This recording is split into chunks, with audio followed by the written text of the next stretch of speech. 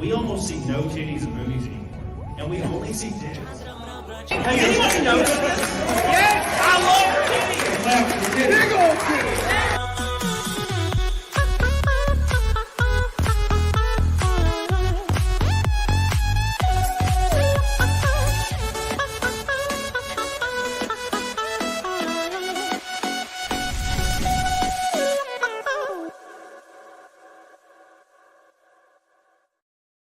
Finally, it's over. It seems longer every time I do it.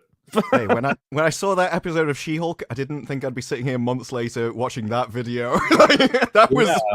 It was random. I was just on Twitter and I got tagged in it, and my buddy Lofty, probably Lofty, he made it, and it was hilarious. Oh my gosh.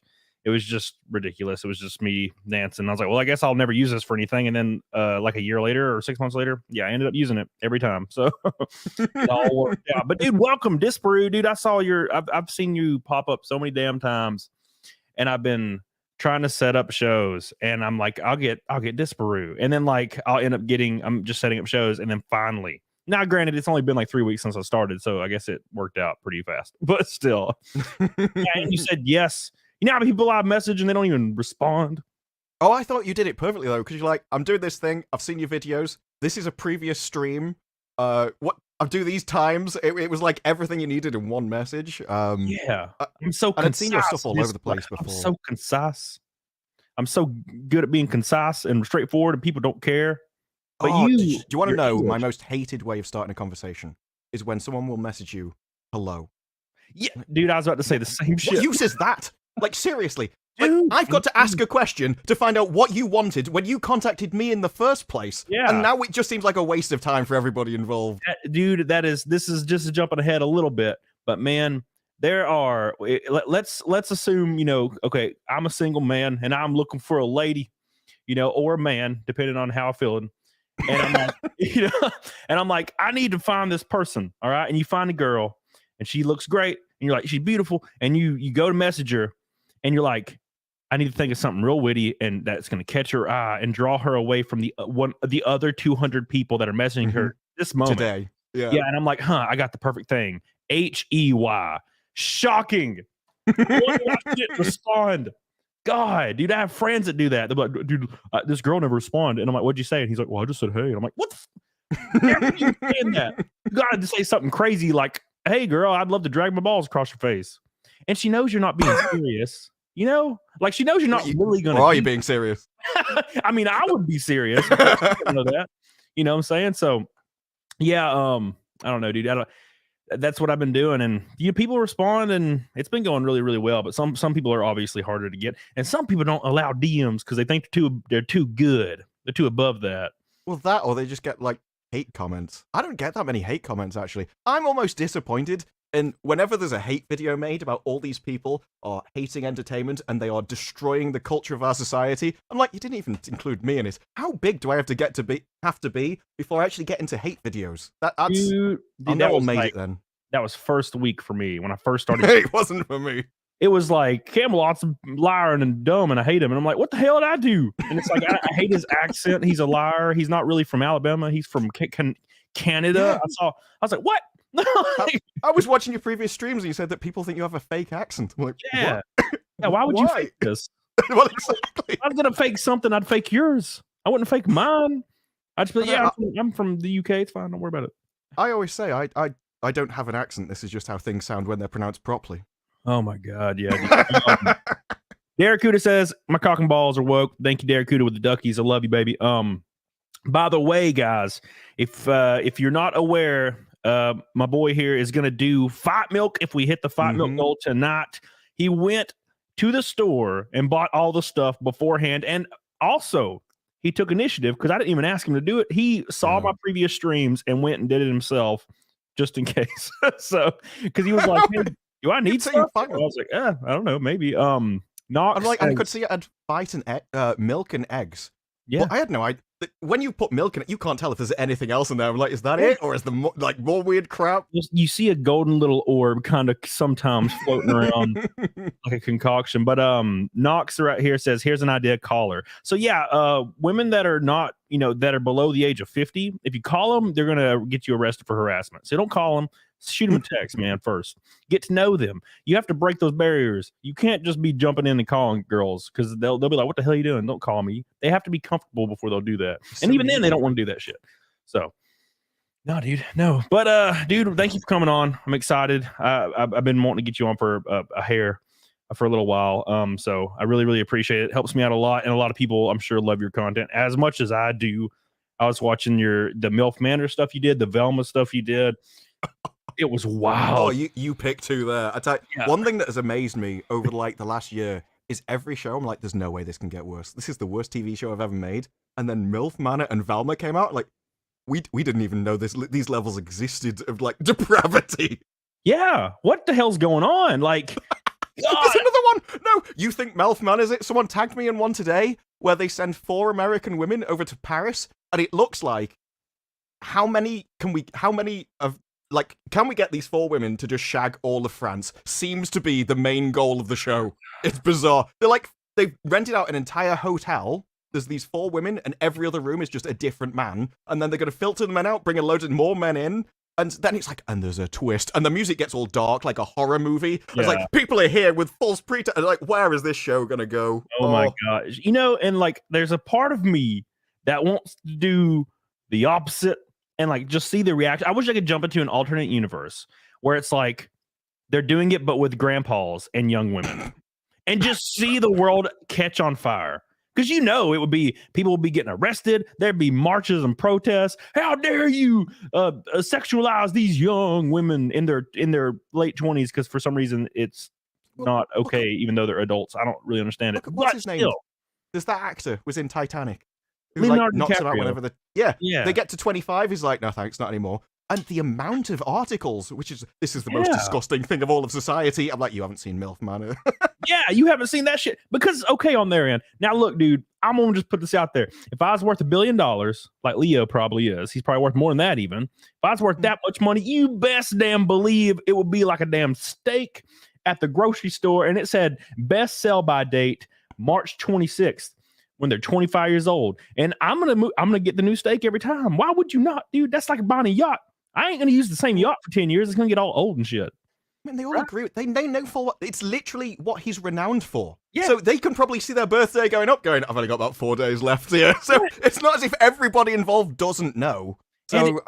Is she losing? I mean, she got to be with Leo for 5 years. You won. Like, you get to, when Leo's dead and there's statues of his ass in all different countries, you'll be like, yeah, dude, I was smashing that dude when I was in my 20s. That's a trophy. I think most of this stuff, in fact, I think most of the issues are actually just driven by self-interest. So they think, we can't have these people thinking that, oh, well, you can actually date younger people because I'm 37 and I don't have a bloke yet. And so I need men that are eligible for me to date. So I can't have all these men going with 25-year-olds because I can't compete with a 25-year-old. So instead, they just use shame and guilt to try and make people think that that's to change the society so that instead you're forced to take them because it's the only thing you can do without like having people attack you or whatever. Yeah, dude, it's the popular conversation right now is when it's the older women on Twitter, which is, the most prominent space to be angry about stuff and get it socially acceptable. But they'll be like, oh, so-and-so, the popular billionaire is 48 and he's dating a 24-year-old and they're calling him like a predator. Mm-hmm. And I'm like, no, dude, she's an adult. And if you disagree that she's an adult, we have to raise the age of consent of women. Yes. Because otherwise, and I'm willing to have that. I'll have that conversation if you want. If you want to like raise the age of consent or to whatever you think, okay, we can discuss that. I don't really care either way. Yes. I'm not a billionaire. But it's not going to affect me. I don't care. But I think most of these issues that we're seeing it's always the same way with everything. When you get down to it, like, what are you actually complaining about? And what is the result of that? It always benefits them. And this is the correlation is too exact for it to be accidental. And I know loads of people are like, well, don't assume malice when stupidity will explain it. I'm like, that's never been true. There's lots of these things which a lot of people say, I don't think it's true at all. It's like, apparently people thought the slippery slope was a fallacy. I'm like, when? I was 8 years old thinking the slippery slope's just logical and makes sense. But apparently people are only beginning to realize that actually maybe, no, there is some truth in it. I'm like, it's just, it's logical that if I want this thing and you, like, if a kid's like, I want one chocolate bar and you give him a chocolate bar, can I have 2? That's just what happens. Yeah, Like everybody does this. Of course, it's the natural Exactly. thing. Like, and it's not, you know, there's a group of people that will get a thing and they'll be like, okay, we're satisfied with the thing. But then there's a smaller subset of people that are like, well, I want this thing. And then it keeps branching off. And that would be fine without things like Twitter, because now everyone on Twitter can have a following and a voice and suddenly have their message, which is terrible, like maps, and broadcast it to the world. And somebody's agreeing somewhere, which if even one person agrees, it's terrible in my opinion. So yeah, it's going to be that way. And there needs to be the line in the sand, you know, just 18. Come on. and this is something that's always happened, because I remember, and this is decades ago, I think Graham Norton said it when he was on like Channel 4, which was years back. But he's like, one of the best things about the internet is that if you like something really freaky and out there, and only 3 people in the world like it, before you were just on your own. Now, there's a forum where the 3 of you get together and talk about how all this thing that you do is amazing. Like, yeah, on the one hand, that's good because you get to be around other people.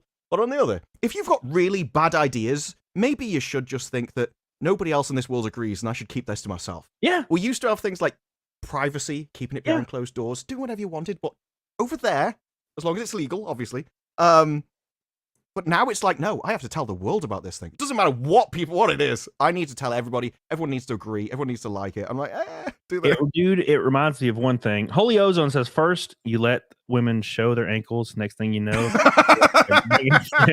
TV. Thank you, Holy Ozone. I appreciate you, Rob. Love you. Yeah, you know what that reminds me of? It reminds me of when the what they call it, the deep web, back when I was mid-teens, I think, the deep web started becoming like a prevalent thing, and you could actually go on to it with a Tor browser and like a flash drive. Oh, you mean the dark web? Yeah, the dark web. Yeah, there's deep web, dark web. Deep web is like things that Google doesn't have in its Google search entering. Dark web is like the illegals. Yeah, and I remember going on there when I was like 14, and the amount of stuff that was like on there was wild. I was like, I can't believe any of this exists. And there was forums back in those days, and there's documentaries on it now, because I didn't see all this like live, but there was forums where people would just like kidnap and kill people. Yeah. And they would just like either live stream it to the forum or post videos to the forum, and they would just share it with each other. And I'm like, this is just a thing that's happening. And like, who knows, 10 years from now, there might be a group of people wanting that legalized because they deserve equal rights. It's like I think it's inevitable, because there's an element of like it's habituation. Like, the reason why you don't feel your clothes is because you wear them all the time. Your body can only hold so many senses, and so you don't feel your clothes. And I think that's the same with everything else. You actually habituate to it, so it becomes normal.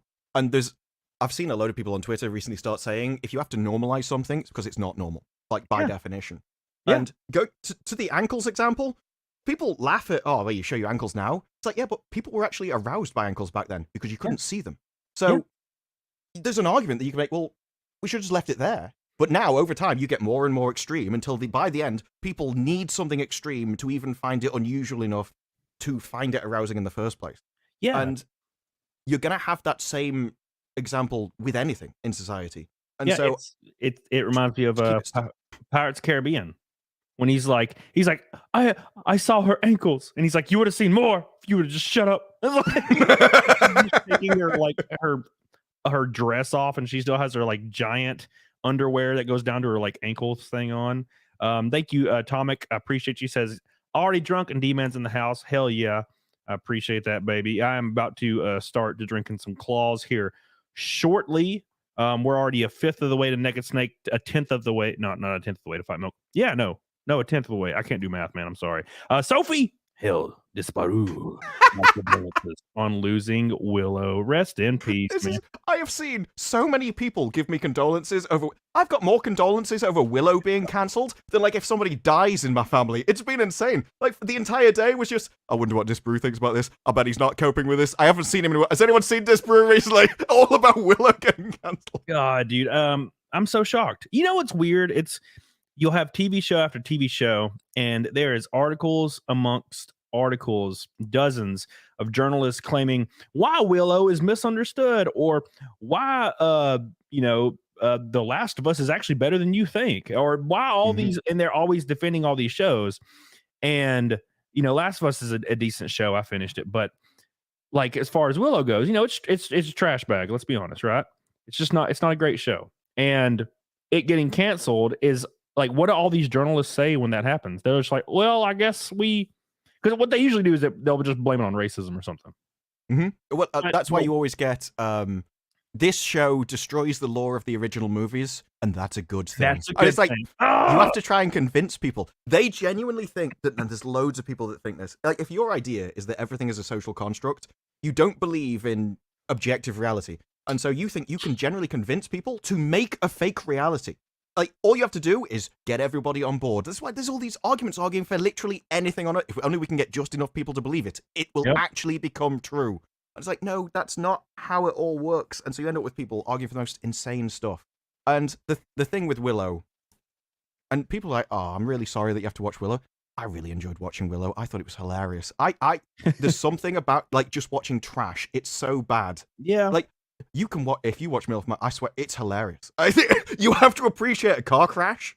Yeah. And you're like, this is so awful. It's funny because I can't believe they managed to get a load of people on TV to actually do this.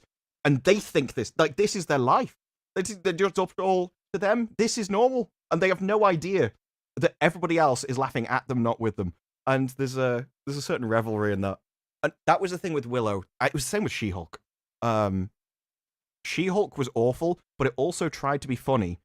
And the only thing that came out of She-Hulk is that they didn't realize they were telling on themselves. Because they said, we got all these women in the office, and we told the stories, and then we put it in a TV show. And the amount of times, like, we really like this. This is the way you should be. This is our perfect opportunity. By the way, I'm miserable, depressed, and I can't stand it, and my life is horrible. But I'm going to carry on doing it, folks, because I'm empowered. I'm like, it's a horrible message. Yeah. It's meant to be a comedy. It was like, the only thing I found funny was that this is your life, and you're trying to... That's the other thing. I think there's an element, right, of... we used to learn from older generations. So they would make a lot of mistakes, and then they'd go to be like, I did this. This was horrible. I've learned from these things. Don't do these things. And now, especially with whip, because I think men will be like, I messed up my life till 30. Don't do this. But there's a lot of women that are like, I'm miserable. I'm alone. I've messed up my entire life. And my only choice is to double down on what I've done. By the way, if you're 22, just do what I did. It's amazing. And like, that's what that show was for me. Yeah. I think it was a self-report on their lives in Hollywood. And even though they were pushing it as a good thing, that character was miserable. Like, that was the entire show, her miserable life. Yeah. Yeah, and dude, that's actually, you know, okay, I don't know if you've seen The Last of Us. So there's that. I saw the first episode, and I got to the second, and I'm like, I can't even really be bothered. Yeah. Oh, it got way worse. So the first two episodes are fine, and then it's like, but there's an episode, and you're exactly right, where it's like, we wrote these characters, and they're supposed to be empowered, but also they want to die all the time. The fourth episode, it introduces a character. Her name's Kathleen. And for some odd reason, it's a post-apocalyptic scenario. And there's like this frumpy librarian who is like the leader of this giant city of just badass hunter guys. Mm-hmm. For whatever reason. Apparently, it was her brother led it, and then she, like, you know, retained it. But whatever. So she keeps making really dumbass decisions. And her main, like, guy... that's like a big burly bearded guy with guns and shit that probably should be the leader, keeps telling her, I don't think this is a good idea, Kathleen. We should probably not do this. This seems a little over the top. And she would just, you know, be like angry and try to be intimidating. Even I just don't think the actress really could pull it off. It was kind of weird.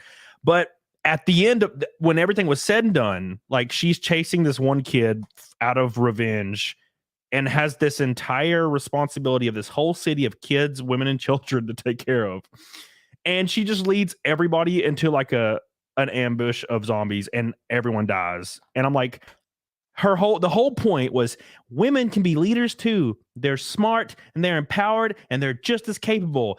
And then she gets everyone killed because she's a terrible leader. And I'm like, that made no sense.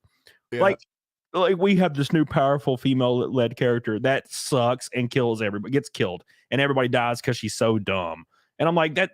I think you're doing this backwards. You should make them also really good at what they're doing. Like, they don't realize. I think the writers, because essentially what you've ended up with, if you've got a culture which idolizes like weakness and victimization, yeah, they can't write heroes because you've employed a load of people who the only reason they're there to begin with is because they managed to play that game better than everybody else. They're not there because they're the best writers. They're there because they were the biggest victims. How is a victim supposed to write a leader? You can't do it. They've never been in that position. And so what they value the most won't be it. And they try and tell this message and have no idea how it appears to the rest of the world. Only their little bubble. Like, I bet if you showed that show in California, they'd probably have an entirely different message. Yeah. But it's everybody else that sees it. And you get this in lots of stuff. There was, She-Hulk had so many, but one of the ones I even made a video about on its own was she got hired as a law firm. And she wanted to get this job in a law firm, and she got hired because she was She-Hulk. And she said, I feel horrible, I feel miserable, because you're not employing me for me, you're not employing me for my talent or my ability to do this job. It's just because I'm a woman, and I'm She-Hulk, and I hate it, and I'm miserable. And she even pointed at the men and were like, I bet they never felt like and she said, you've ruined my first day. Pointed at men and said, I bet they never had to go through this. They never had to feel like this. I'm like, yeah, but that's because they got there by merit. They worked there. They earned their position. Of course they didn't feel like that. Yeah. And she blamed the men for her feeling horrible because she got hired into a position she didn't deserve. And she walked into the office and her friend went, yeah, I know that's why it happened. But look at this office. You're getting paid loads. This is amazing. And so she went, actually, yeah, I should keep this job. She got bribed into the position. And I'm like, I don't think you just... They're reporting on themselves. The Hollywood writer said, we just told all the stories that happened to us. So are you telling me that's what happened to you in that job? Is that how you got their job in She-Hulk? What is that story meant to be? There was another one where she slept with a random guy on a one night, one of the ones it was probably the one with half a bag of chips. Incredible woman, really is classy as hell. But she spoke to a friend afterwards, and she went, "Oh, that's normal. You know, you slept with him for the first time. You feel the ick now, but don't worry. Just work through it. It'll pass." I'm like, "What? You feel disgusting after what you've acted, and your attitude is just keep doing what made you feel disgusting. It'll pass eventually." That's not a way to live your life, dude. It's like a subset of people that live in LA. And they like live this certain life, and they're telling the rest of the world who don't operate by anywhere near the same rules to just do this. And it's just it's always such a terrible message. It is a nightmarish message. It's like that article I saw like probably last week where it's like why you should have sex with more than 100 men before you settle down. And I'm like, why would you tell young women this? The next article is why you should lie to your man about body counts. It's like, oh, why you should just not go get STD screenings because it's too late, baby. And that's a good thing. It's like, no, it's like you actually won't live very long. It's like you want to pay your mortgage because you'll die of syphilis. It's like, oh, that's great. Anytime someone says, and that's a good thing at the end of an article, it's like when when someone says something, but like, okay, that invalidates anything you said before, and that's a good thing means whatever it is horrific that you've just said. Yeah, it's like they did one with Lord of the Rings. It's like while there is so much diversity that breaks the lore in Rings of Power, and it's like, and why that's a good thing. And I'm like, listen, damn you, there is plenty of races that exist in Tolkien lore that you could have utilized, and you're just like, nah, we're just gonna use this guy. He's black now. It's a black elf. Enjoy. It's like that's fine, but there are literally there's races and species that exist in the lore you could have used, and you're like, nah, we're just gonna make these people like. We're just going to replace all the races. And I'm like, see, that doesn't make sense because it takes you completely out. Because I get immersed, man. When I watch Lord of the Rings, I watch it like probably every couple months. I'll watch all 3 of them. And I get like immersed. I'm like in that shit. And the immersion is broken when they go to like, oh, we're going to go to this isolated village that's like, close to Mordor. Mm-hmm. And then they get there and it's like, a village that everyone has lived here for generations. And I'm like, all right, well, why is there like 4 Asian dudes, a black dude, a white dude? It's like an airport. How'd this happen? Like, where did you guys come from? It's like, we were just born here. I'm like, but like, where's your father? Because what does he look like? Because the same thing happened in Wheel of Time. There's Eamon's Field. It is literally part of the story. Do you like Wheel of Time? No. Oh, God, okay. The immersion was broken for me every time. Part of... No, but I mean, do you like the IP Wheel of Time? Oh, like I've only seen the show. Oh, you've seen the TV show. With the books, Eamon's Field, that first town they're in originally, that is in the books a town which is so separated from everyone else, and it doesn't have anything that anyone else wants, so nobody goes there. Like 1 guy a year travels there just to trade with them for about the last 1,000 years or something. and it looked like London Airport. Like, everybody was there. How does that even happen? Like, 1,000 years at least, that town's been there with no visitors. It just doesn't. Yeah, it doesn't make sense. And the thing is, like, there are places that exist that could be explored through these universes, and you could have every race that you would want completely shown and represented, but instead of doing that, it's like we got to just represent everybody in every single situation possible, and it just doesn't make any sense, and it just completely breaks the immersion. By the way, Matt Self, my boy, says movie recommendations for me and the lady after your show. I would say if you haven't seen Return of the Living Dead, because I was talking about that the other night, it's a fantastic movie. I kind of want to watch it in that, so I've been thinking about it because I talked about it so much. Thank you, Matt. I love you. I appreciate you for the first Orange Boy. Yeah, so I watched Wheel of Time. I watched the first couple episodes, and I was like, yeah, I can't watch this anymore. Oh, it got so much worse. It just seemed like a CW, like $100,000 budget. I don't know why. It just seemed awful. Like, I just couldn't get immersed. Oh no, it was in the millions per episode. That was his. Oh, shocking! I can't believe it. It's like Rings of Power. It's like millions and millions and millions per episode. And I'm like, why is this not better? Did they not pay the writers like the millions? Like, who did they? It's an interesting story because Rafe, the guy that had it, just came out of he didn't have a production studio or anything. So they essentially, as far as I can tell, the budget went to setting up his production studio in this new country. So of course there wasn't much money left for the screen. You've just set up a guy's business out of nowhere. That's what he paid for. It seems like an absolutely terrible deal. The thing is, in the lore of Wheel of Time, it is built into the lore that all these towns have different cultures. They look different. Yeah. Because there's actual scenes where the evil people are all in a room together and they've got masks on to hide their identities. But part of sort of the game of houses is you can tell by people's haircut or the color of their hair, the color of their skin and everything, where they come from. So you can gain information even though people are trying to hide it. Is part of the story. And now they've made it so everyone just looks like they've come from everywhere, even though they're simultaneously referencing, like they're saying the Aiel have ginger hair, which I guarantee you they won't all in the show, so I don't know how they're going to go with that one. But they're playing with both sides. They want to make the intelligence of the plot while also not having the core foundation underneath it. Which, like you say, it just, when you meet something in a show that doesn't make sense, it pulls you out of it and you can't believe it anymore. Because the world doesn't make sense. Well, it's because these people don't understand immersion. Like, it's such a important factor to film and TV is just immersion. It's a very simple thing that no one really, I feel like really no one thinks about, is being lost in what you're watching, because your immersion can be broken so easily by something so simple. And things like Lord of the Rings, a lot of people have a problem with Interstellar, but I really enjoyed that movie. And it's just I can stay immersed in these movies because everything kind of works, it gels together. But yeah, something as small as, for example, let's say House of Dragon, which I enjoyed House of Dragon season 1. Like you said, the people with the gray hair, like they all have the gray hair, the silver hair, and like people, you can tell when people come from certain areas, and when they go to certain areas, people are all they look the same, they act the same, they have similar features and stuff like that. Like in Game of Thrones, you go to the north, everybody's pale as hell, and they're white, obviously, because the north. And you go to, there was the place in I'm not good with the names of all these places, but there's places. I'm terrible with names. I'm not going to judge you for that. There's like the Middle Eastern area of Game of Thrones, and everybody's like Middle Eastern looking, and it works.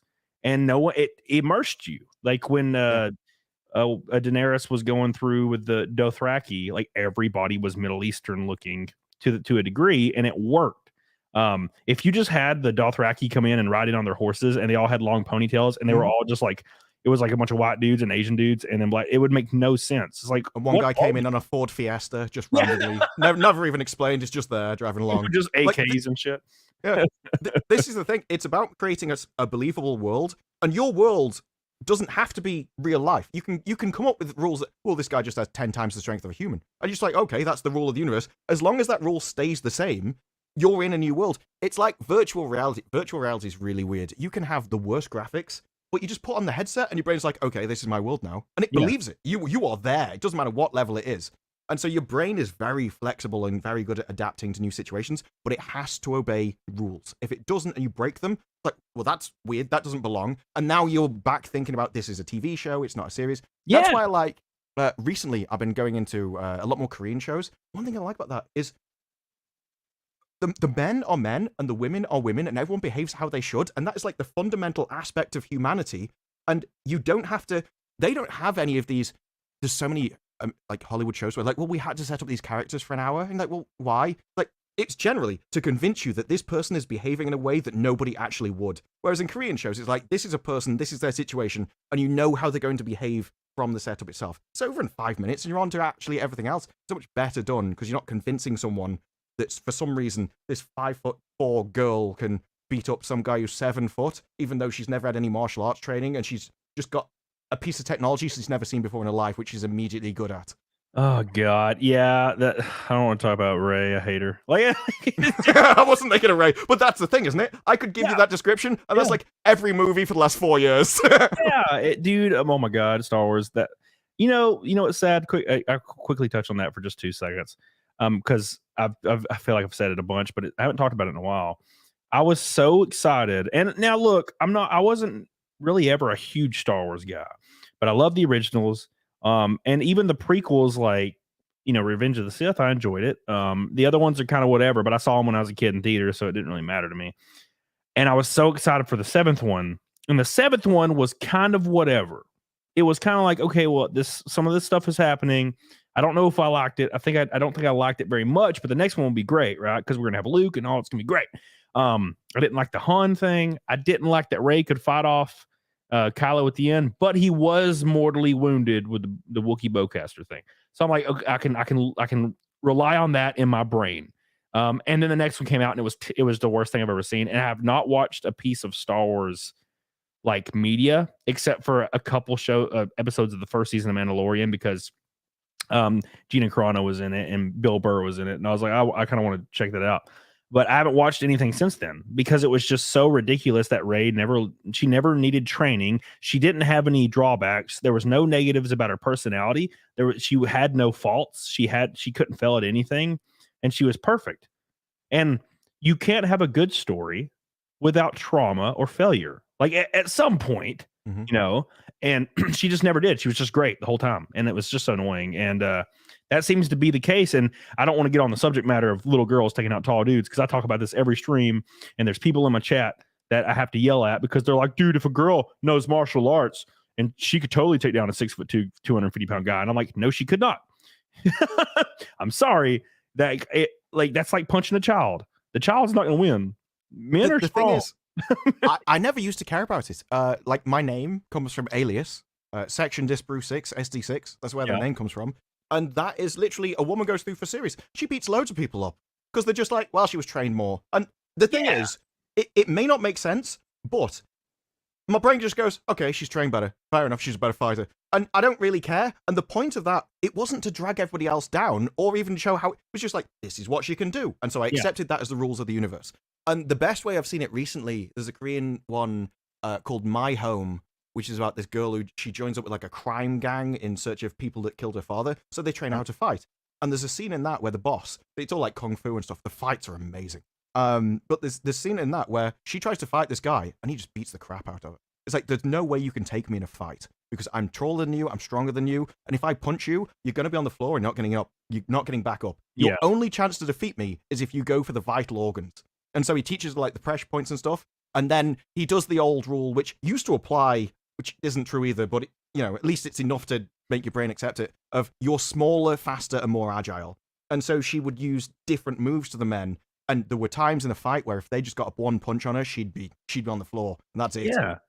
So it was a great example of that. Sorry to cut you off. Just to jump in with that. Yeah. Kill Bill.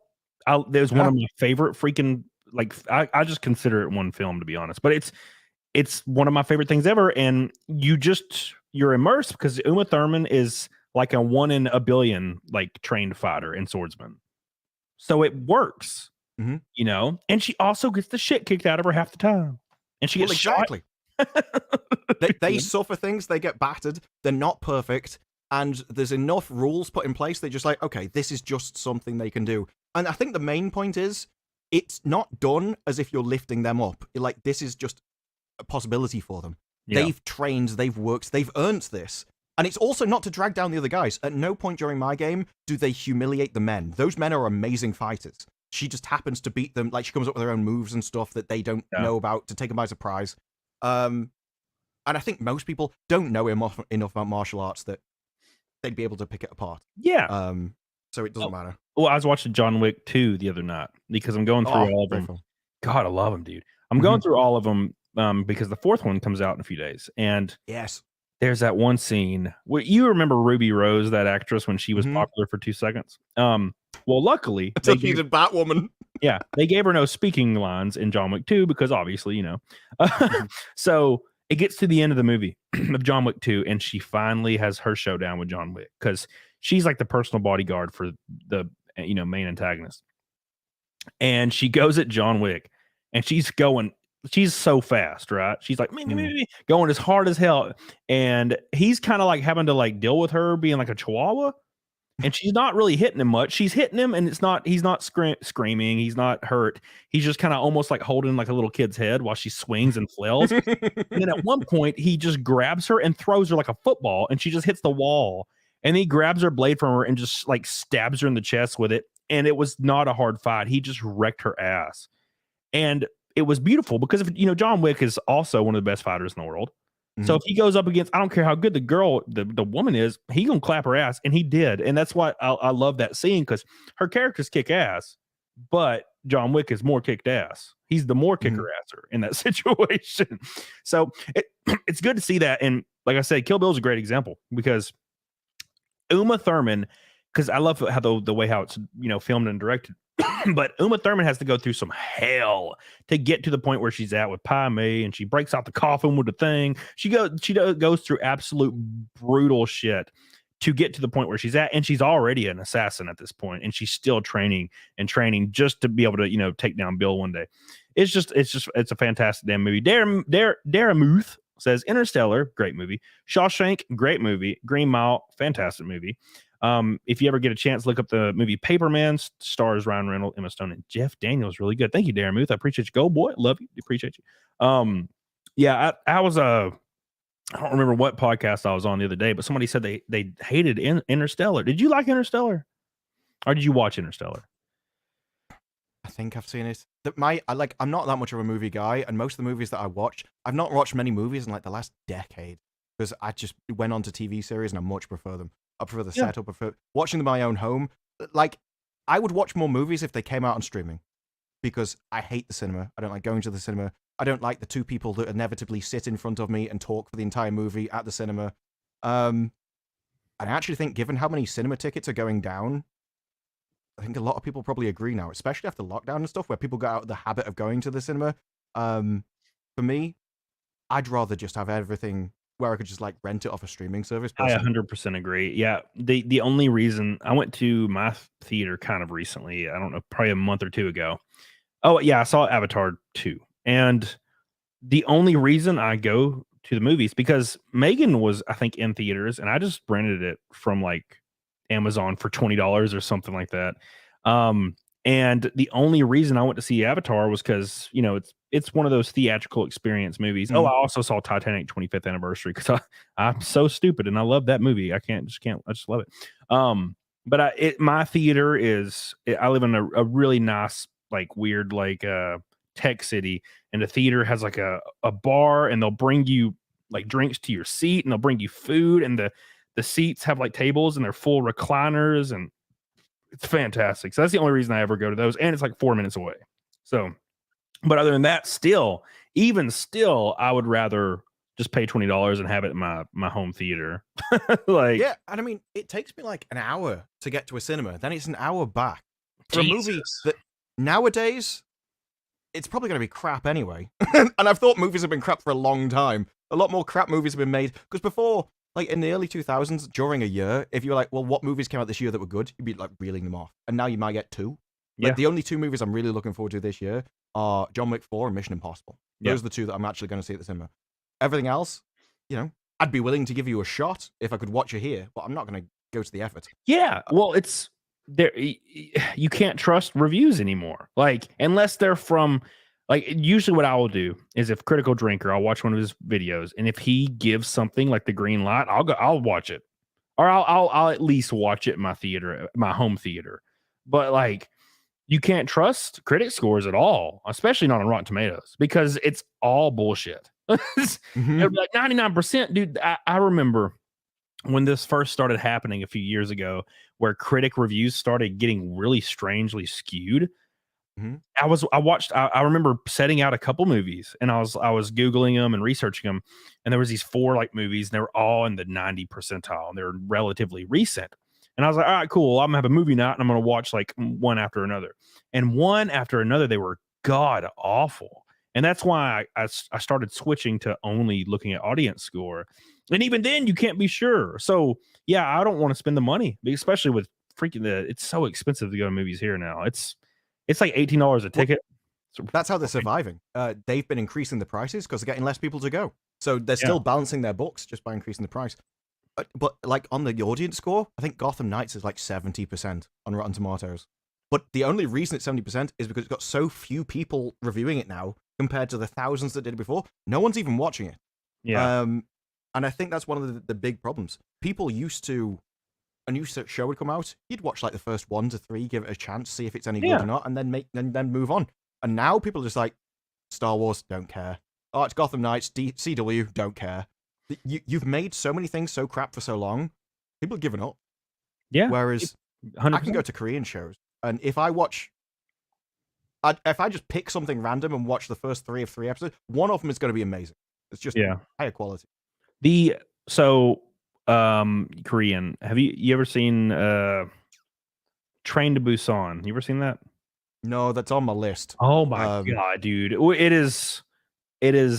So I love zombie movies. I'm a white guy from the trailer park, and all we did when we were growing up was we would go to like the movie rental store and just like rent a random B movie zombie movie. And so I have like my top 5, and I never thought that top 5 would change. And then Train to Busan came out, and I watched it completely randomly, like because I saw the trailer autoplay on Netflix or something years ago, and I was like, "Oh, zombies! Oh, a train! Whatever. I'll go ahead and watch it." And it was amazing. So I started showing all my friends, and it quickly became in my top 5 favorite zombie movies of all time.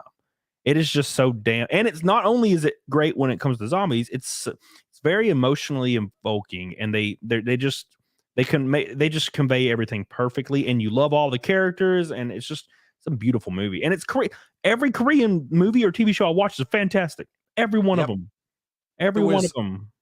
In the similar vein, I watched all of us. I had to look up my history because, like I say, I'm terrible with names. So if I don't have a list of like my watch history, when I see it, I remember what it was. But before that, I wouldn't be able to tell you. Yeah. But All of Us Are Dead is literally a zombie movie in a school. And you're like, thing is, I hate anything to do with kids in movies generally. I don't think they can act. I find that kids in TV shows and movies are generally used as a very fast way of trying to make the audience care about them. Like, oh, this is a kid that's defenseless. Obviously, you must care about this guy, even though he's got no personality and is really annoying. It's just something you're biologically made to do. So I was like, it's a school, I'm not bothered. But that was incredible. And then there was Sweet Home. Sweet Home, yep. Oh, that's awesome. I love how every single character, it's like whatever traits they had as a person, it would be exaggerated as their monster form. Yeah. The protein guy. They came up with some really original monsters that I'd never seen before. Everyone says, oh, zombies. But they came up with some great powers. Yeah, it was awesome. What was the first one you said? The zombie school movie? All of Us Are Dead. All of Us Are Dead. Let me put that in my notepad. Yeah, that's an interesting. The zombies from that come about, I think, his kid's getting bullied, and so he wants to extract the kid's fear to make him stand up for himself. But he finds out that if I extract his fear and like mess about with it, it just makes him rabid. And dude, that sounds beautiful. By the way, guys, I don't know how, but we're almost at the 500 like goal already. Make sure you hit that goofy ass like button. It helps me in a big way. So give it a kiss on the face. And we're 1/10 of the way to Fight Milk, led by Matthew Self and Karis before the stream even started, by the way. 3 gold boys, 2 orange boys. I appreciate you guys so much. But yeah, dude. I don't know what it is about Korea, but they've been stepping their game up. And I guess it's because they don't have to worry about all the bullshit that is plaguing everything now. It's just plaguing every single show, every movie you watch. It has the same shit. And a lot of people get mad at me. I've had a couple of friends get mad at me because I don't like The Last of Us that much. Like, it was okay.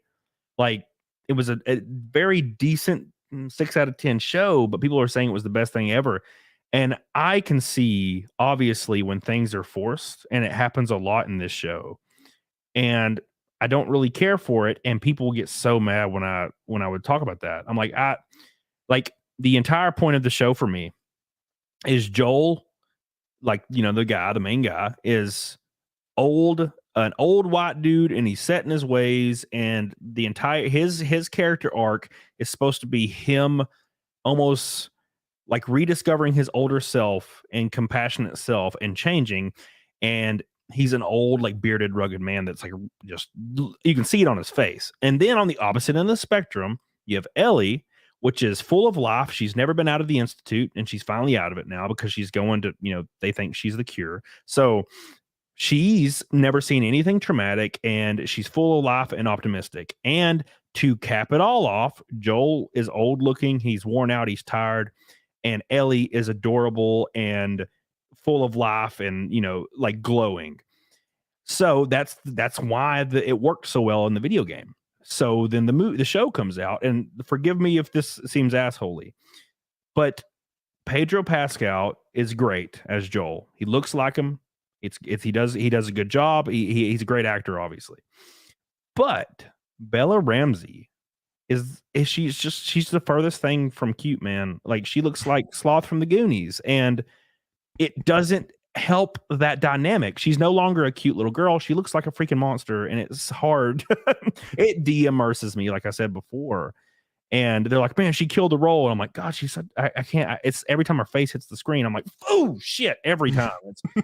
I think it's like one of the infected or something. Like, oh no, it's just Bella Ramsey. Like, and she does great in Game of Thrones as Lady Marmot, but as an entirely different character. Yeah, she was there in a leadership position. She was supposed to be a bit of an arse. It was like, I'm a young child, and everybody looks down on me, and so I have to go over the top and act authoritative, because otherwise people will take the seat. Because that was a dog-eat-dog world over there, so if you appeared weak, they would take it from you. So that's fine. And then you're trying to play the entire opposite end of the spectrum in this kind of show. And I don't know, there's a lot of people that's like, I like Shaw from Picard, but he's the same guy he was in 12 Monkeys. He's the exact same character. Yeah. And he just plays that character really well. But it is incredibly difficult to play two opposite ends of, like, a personality spectrum. Yeah, so, and you're right, because her character in Last of Us, she's kind of annoying, and she's an asshole the whole time. And she doesn't, just a fine line. Yeah. She doesn't seem sarcastic. She just seems like a dick. Whereas in the video game, Ellie was sarcastic, but it was sarcastic in a cute way. That I think she still came across as a bit of a dick at first, but she kind of grew on you. I think that was the difference. Yeah, Carol Baskin, yes, I do. I appreciate it. It should be in the description. And Dara Tracer says, watch Leon the Professional. Natalie Portman's best acting role. She was only 12. What the? Oh, no, yeah, that's the one dude that's in the first Mission Impossible, and he puts the thing on the window and it explodes. The same guy. Yeah, I've watched that before. Fantastic movie. Yeah, dude, Natalie Portman. I liked her in... Shit, what's that movie? V for Vendetta. I liked her a lot. That's a great movie. Yeah, a great movie. Yeah. I did not know until I was like a full ass adult that is his name Hugo Weaving? Is that his name? Yes. Was the Agent Smith? Yeah, was the guy? I thought it. I don't know. Oh no, I knew that. Yeah, yeah. Because I think it was made by the Wachowski, whatever they were at the time. Yeah. Well, I don't know anymore. I don't know either, man. History changes nowadays, so yeah, you can't be sure. It's easier. It's easier not to say. Yeah, I always like that the meme. Yeah, I cannot speak. If I speak, I will get into trouble. So I do not speak. Yeah, it was like there was I saw a real sad video the other day, which kind of is in the same vein, where it's a man, it's hard. I don't remember, but I think it was a trans man, and they were streaming, and their father was behind them, and it's like an old man that's just trying to have a good time, and he accidentally misgenders his like trans son, yeah. and dude, the trans son freaks out like a maniac, and the poor old man is just, you can see this tiredness and sadness in his eyes. And he's like, I'm trying. I'm sorry. I'm trying. And I'm like, God, this sucks.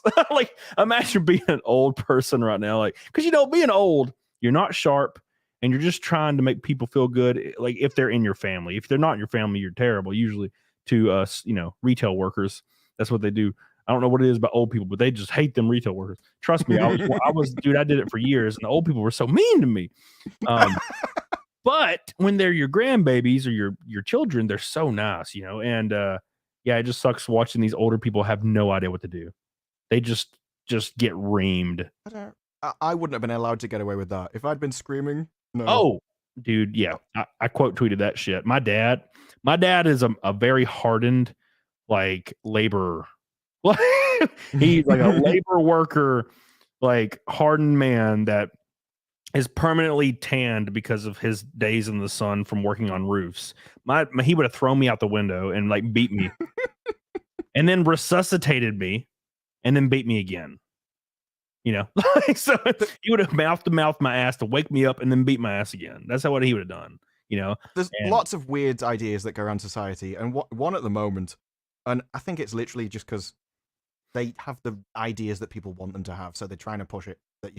It's just like, you should just like listen to you can learn from young people. I'm like, you have no idea what you're doing. Like, if you're like 13, you've not even paid a bill yet, you've not gone to work, you have no idea how money works, you've stayed in school your entire life, and even if I don't, at least until you leave education, you don't know how the world functions because you've not actually been in it. You've been coddled in what's essentially a stable institution your entire life. And so anything outside that is completely unknown to you.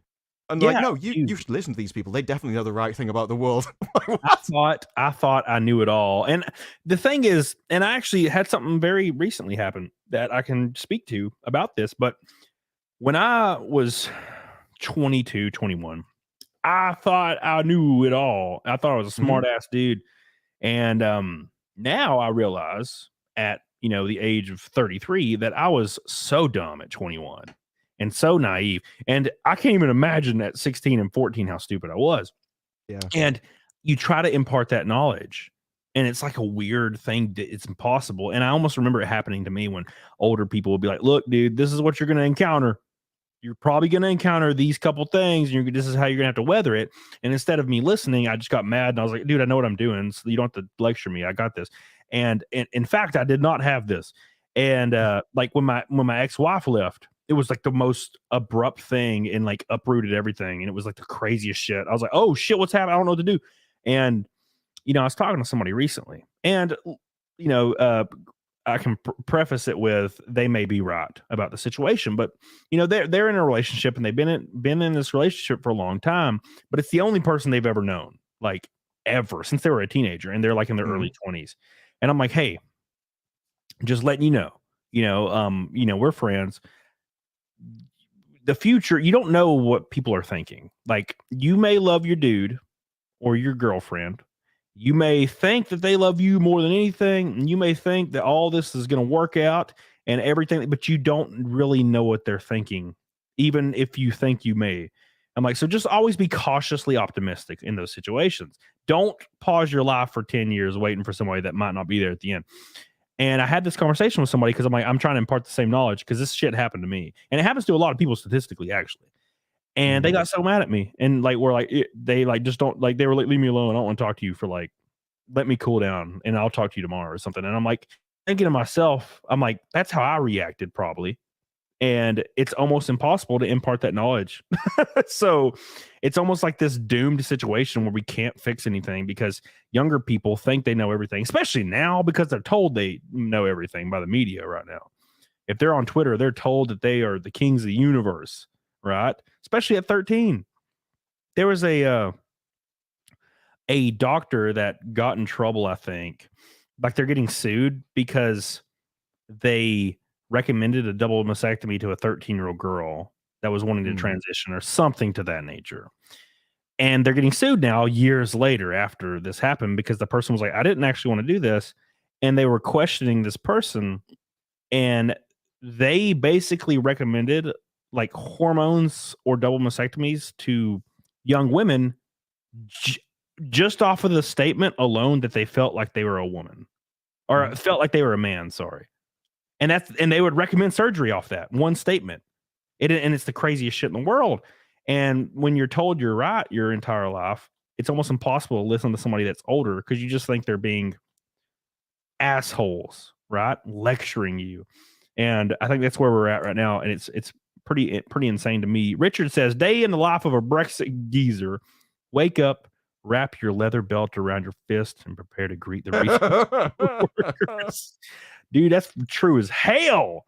Gosh, man, I had an old guy telling me there was this old guy once came in GameStop, and I think he wanted to pre-order the PlayStation 4. I can't remember, but he never would do it, and I kept telling him to do it, and then eventually it came to release day, and he didn't have one pre-order because he just wouldn't do it, and I'm like, dude, I told you to pre-order it, and you just never did. I kept telling you, and he said he was going to wait outside with his shotgun and kill me when I got off work. I mean, it's a bit of an overreaction, isn't it? Yeah. So obviously, I call the police, and the police come, and they end up. This dude ends up like being crazy, and they arrest him. And he had a shotgun in his car. He might have killed me, but he got arrested over this dumb shit, all because of a PlayStation 4. And it was like an older guy. He was like 60. All over a PlayStation. That's not where I thought that was going to go. I thought it was just like a guy mouthing off, wasn't going to do anything about it. I didn't know it was actually prepared. That's how I would think. But I sat there all day, going through transactions and shit. And I looked out the door, and that dude is still sitting in his car. So I called the police just in case, because I've been through it, dude. I got robbed all the time by gunpoint. So I was like, yeah, I'm definitely going to just call the police, and just in case, I don't want to get blown in half tonight. And the only thing I would have thought would, like, when he said that to me, it's like, it's not going to get you a PS4. Even if you shoot me, you're not going to get a PS4. You will definitely not get a PS4. Like, they're not going to be like, oh, well, here's your complimentary PS4 for getting this life sentence. Yeah, we're sorry about that. Please don't do it again. It's like, what was your motivation, sir? Like what motivated you to kill this young man? He's like, well, he didn't give me a PS4. And it's like, well, that's a dumb reason to end a young man's life. Yeah. Maybe you can buy one when you get out of prison in 15 years. Well, I wouldn't have went through my divorce. I'd be dead. So there would have been one win there. Billy Hatcher says, do you remember the movie Holes? Like with the little dude? What's the dude's name? Shia LaBeouf? That movie? Holes with Shia LaBeouf? Am I thinking the same movie? Back a minute. Are you talking about Holes, Shia LaBeouf, Billy? Shia LaBeouf Holes? No. Dude, I haven't seen Holes since I was a baby. And I don't like Shia LaBeouf. He's weird. I don't care for him. While we wait, we already hit the like goal. Jesus, guys, you guys are going wild with likes right now.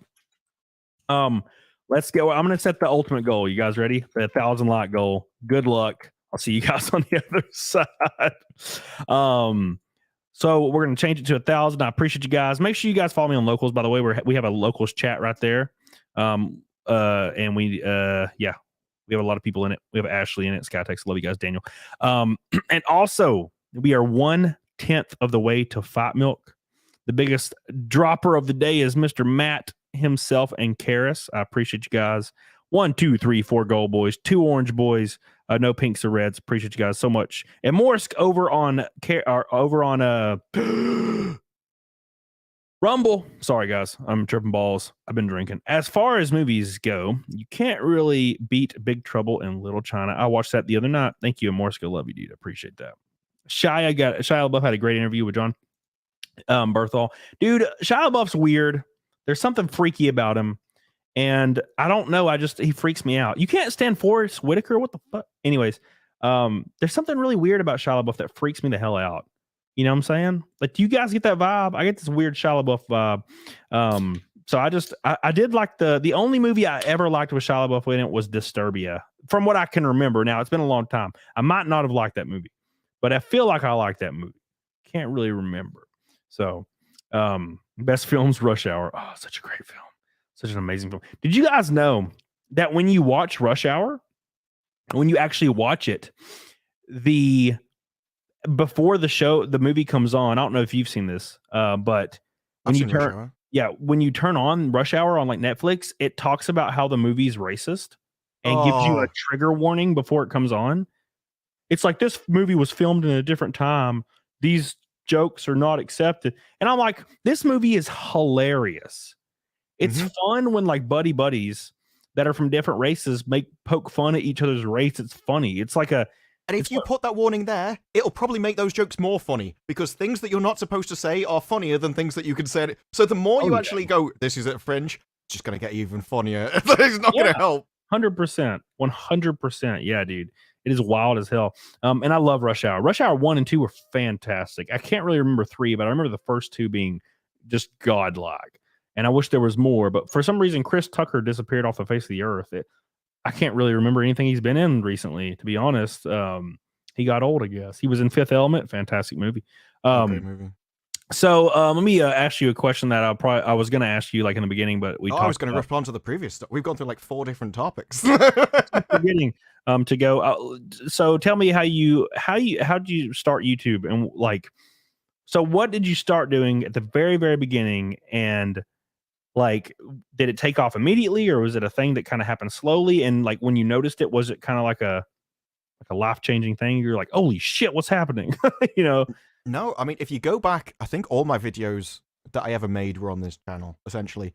And I think the first one, it was a gaming video for, I can't remember what it was. It's like an FPS that I thought was great, actually. I still think it was great, but apparently no one else on Earth liked it.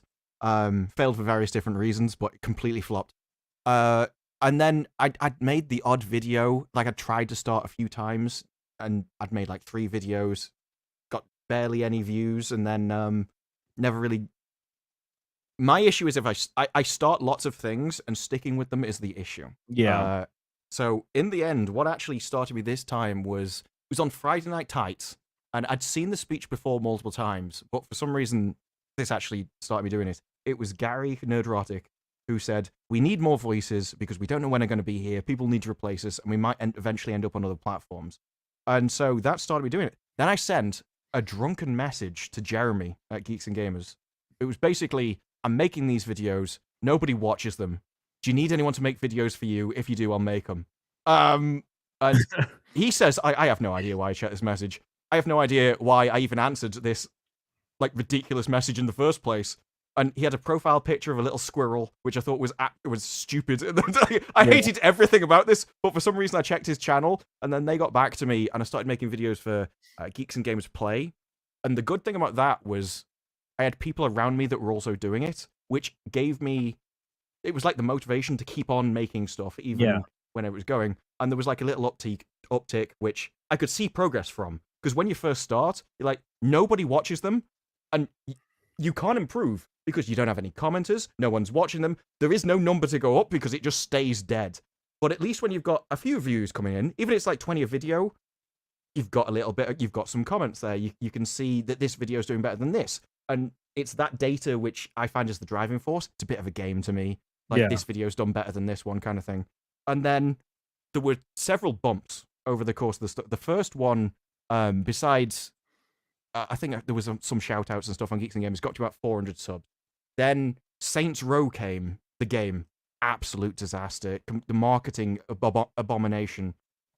I made 3 videos, got me to like 1.8k.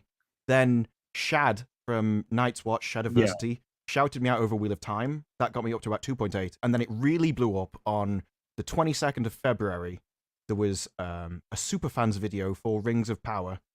He made a video on his channel, which spoke about mine, and always appreciated it, because that basically, I don't know where my channel would be without that. And he was like, look, this is the start of it, this is what he thinks, this is what I think about it, but go and watch the rest of his video, because I'm only going to watch the start. That sent across like 30 or 40,000 people, I think, to my video, and that fired it off into the algorithm, and since then, I just rode various different topics off the back of it. So you said, when did you hit 100,000? Oh, I was 2.8k on the 22nd of February, and I hit 100,000 soon after Rings of Power, so maybe like November-ish. November. So like 6 months ago, 5 months ago. Yeah, it'd be like November, Okay, December. I thought I thought you were talking about February, like 3 weeks ago. I was like, No, wait, no, what the fuck? Yeah, no, Holy shit, no. man, that's wild. Yeah, Yeah, it certainly would have been. oh, It was like a month. but you're gonna be like 1 million in like 2 months, man. Oh Yeah, no, honest, it blew me away as it was. I remember going to the start of that year with like 1.8k, thinking if I make 10k, I'll be really happy with myself. And it was Drunk 3PO sent me a message. He's like, the Quarter Eggs just made a video about you. I'm like, what? I didn't even know he knew who I was. Yeah, he said in that you'll be like 10k by the end of the week, which I thought was insane. And I beat that. So I don't know. It blew me away. I still don't know why I'm sitting here. I'm just glad people watch. Like Yeah, I'm still in dude. that situation. Same, 100%. Like, and I started getting burnt out because I streamed for years, and it was just like me hanging out and just talking about topics. And that's when I started this. I started this about a month ago, and it's completely changed everything. And I look forward to it. There's honestly a lot more people too that watch, so it's a lot more fun. But when I first started, it's such a different experience than a lot of people because I made one video. And it was like, because my story goes, I worked at GameStop 11 years. So that was, how it started. I made a video and it was called that. I worked at GameStop 11 years. Here's my story. And it was a very bad video with no editing, maybe just some jump cuts. And I filmed it like 5 times because I didn't know what the hell I was doing. What was your audio like? The audio is terrible. Oh, that's normally the killer. If you have bad audio, people just be like, I can't listen. Yeah, it was all the first try at everything. Mm. And I released that video, and then I released another video once a week, I think. And it was just stories about working at GameStop. Mm. And I got on Reddit and I went to, I think it was the AMA Reddit, maybe. Mm. And I did the same thing. It was like 3 a.m. and I created a Reddit post in AMA, and I said, hey, I worked at GameStop 11 years. Ask me anything. And it hit the front page of Reddit like 3 hours later. And I was just answering questions all day. Yeah. So when I noticed that it was blowing up, probably an hour in, before I went to bed, I edited the post and I put that video in it, the very first video. I put the link in there. And then I saved it, and then I went to bed, and then I woke up and I was answering questions just all day. And it ended up getting up to like 17,000 upvotes, and it was on the front page. And I didn't even know what that was at the time. I didn't know what the front page meant. And the video went from like, I think 400 views to 20,000 in like one day, which is a lot at the time, especially. Yeah. So I'm releasing videos once a week. And I do it for about 6 months, and they're getting no views, really, 100, 200 views a piece. And I'm like, all right, cool. I'm going to stop this because it's taking up a lot of energy, and I'm working in real life too every day. So as soon as I stopped doing the videos, like the week I stopped doing it, I went to my friend's graduation, and I was up in another state, and I went to bed, and then I woke up the next day, and my phone had like notifications on every single app just out the ass, like maxed out. And I was like, okay, weird. And I went to my YouTube Studio app, and I had like 9,000 subscribers. And this was while I slept, and I had 200 when I went to sleep. And every time I would refresh it, I'd have like another couple thousand. And at the end of that day, I think I had 30,000. And I was like, what the hell's going on? So I went home and I made another GameStop video, and it immediately hit 100K views. Yeah. And I just kept doing that. And then I hit 100K like within 8 months. And then that's kind of what I did for a while. But it didn't feel real, and it still doesn't feel real. It almost felt like a lottery thing. Like it just happened. It almost seemed random. You know what I'm saying? It's just kind of crazy. Like, even when you think about it, like, I'm in my front room talking to a camera. Like, this shouldn't work, So it does. And I don't know whether people appreciate, because all you see generally is numbers on a screen, and so you see views. And I don't know whether it's a human thing we have trouble visualizing big numbers as it is. And when all of those numbers are people, like if you just put all the views of your video into a stadium, it would blow your absolute mind.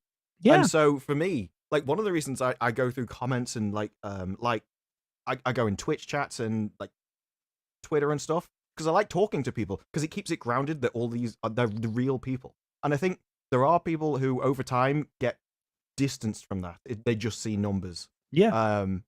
But saying like that's why it kind of blows my mind constantly, because I work on remembering, like, no, every single view, even if this is a video, because you get times, the worst times, especially my channel, where, because I do TV series, like, there'll be peaks and troughs, but it's like every series. It, like, ramps up and then it just dies. And the next videos you make will just be 10 out of 10, because YouTube no longer knows who to serve your videos to, because you were just focusing on this one topic, and now it's like, well, this is a new topic. Who wants to watch this? So it doesn't send it to anyone. And when you just see 10 out of 10, 10 out of 10, like, they know that YouTube has gamified this system to an absolute perfection. Because there is nothing, you see that, you're like, this is it. It's all over. You know, this is the end. That was me in October of last year. Every single video was 10 out of 10 for like a month and a half. And I was like, I guess this is it. Yeah. And then December hit, and it's every video was 1 out of 10 for like 4 or 5 videos in a row. And I was like, okay. And then it just continued to stay. Now the videos are starting to decrease, but the streams are increasing exponentially, which is kind of helping things. Mario Trujillo says, working at Popeyes during the height of the chicken sandwich craze taught me an important life lesson: never go unarmed. Had to deal with my fair share of crackheads. Always aim for the head, folks. Yeah. So when I worked at GameStop, I got robbed at gunpoint a couple times. So I started carrying a small concealed carry on me, which was against GameStop policy, but I always had it on me. And eventually I stopped carrying it, but I had it for years and years, just a small concealed carry. And ironically, I never got robbed while I had it. So it always worked. Probably for the best. Yeah. Thank God. Yeah. I don't know if I would have won the shootout. I don't. Well, this is a thing. Yeah. That's one of the things. I never saw those kind of videos. And then since I got on Twitter, someone will retweet that stuff like every day. I'm like, dude, why? Yeah. When I was growing up, you had to go find that stuff. You had to go like Faces on specific sites. It's like facesofdeath.com, and it was like a paid thing just to see this like wild shit that I didn't really want to see anyway. And now, dude, Twitter, man, I'll be scrolling across something at 3 a.m. and somebody I'm following, or I happen to be following from like the olden days before I was doing YouTube, just like quote tweets or retweets, like quite literally just porn. And I'm like, what the hell? Jordan Peterson did it. Did you see that? The other day, he just lost his mind and went on a spree of the most insane posts anyone could do. I'm like, what are these? So I have to like mute or unfollow these people that just they're retweeting. Because like, look, dude, I'm not against it. I love, I'm a man. I love watching. It's great. But I'm scrolling through Twitter for fun stuff, like at 6 p.m., like in a room full of people at the gym, and all of a sudden I'm just seeing somebody getting duked. Just don't have audio playing. That's the key. Oh God. It's like, God, dude. I love ducks, Billy Hatcher. Thank you. I appreciate you, baby. Yeah, dude. Oh God. Twitter's wild as hell. It's like the Wild West, man. And it's even more Wild West than it was, but at least no one's getting banned for like arbitrary political stuff now. It's kind of whatever now. You can't threaten people, which it hasn't been that way for a long time. Obviously, you can't threaten anybody. So what is your end goal on YouTube, do you think? Or are you just flying by the seat of your pants like I am? Well, that was the weird thing. Like when I started my channel, it was kind of gaming, but kind of TV, and I hadn't decided which. And I'm very much in the case of, like, you can't fight the algorithm, and you can't fight what people want. So if your audience wants something, give it to them. And so I go largely off what videos do well. If I start a series and it doesn't really respond, then I'll move on to something else. Like, if people don't want to watch it, there's no use forcing it. You might as well go with that. So I'm kind of following where people want to watch. At the moment, Gotham Knights is doing really well. And yeah, I think you did the right thing when you said like one video kicked off and you just immediately did another one on the same topic. I think that's the way to be. Get YouTube used to it. Yeah, that's the issue. You're kind of playing with simultaneously what people want, but also an algorithm which is trying to guess what people want. and you have to please both. So Yeah, you end up in a it's strange situation. it's like an ever-ending like battle, and sometimes it feels like it's not working, and then all of a sudden it's working again, and you don't really understand why. Um, Mm. yeah, I don't really understand how any of it works. I'm just trying to survive it because when it starts taking off a lot, it becomes almost like your job, and then you're like, okay, now I have to do well at this, and Oh then yeah. and then when you have a bad month, you're like, oh shit, I might die today. I don't know what's gonna happen like tomorrow. So yeah, and the thing is, I've wanted to do a lot of things. I wanted to do gaming stuff. Because I'm passionate about that. I wanted to do racing stuff, like auto racing, passionate about that. But YouTube only wants me to do one thing. It only wants Channels me are to do topical. Yeah. yeah, it wants the one thing. And you can't really stray away from it. And now sometimes you can experiment and see some success somewhere. But mine is it's set in the one thing that it wants to do. And people will ask me, hey, why don't you do gaming streams? Like, or I miss when you did that 4 years ago. And it's like, well, if I did, I would be screwed because like 8 people would watch. Really? Right? Yeah. Because I thought gaming now is so like such a wide base. So many people do it. I thought it would be across niches.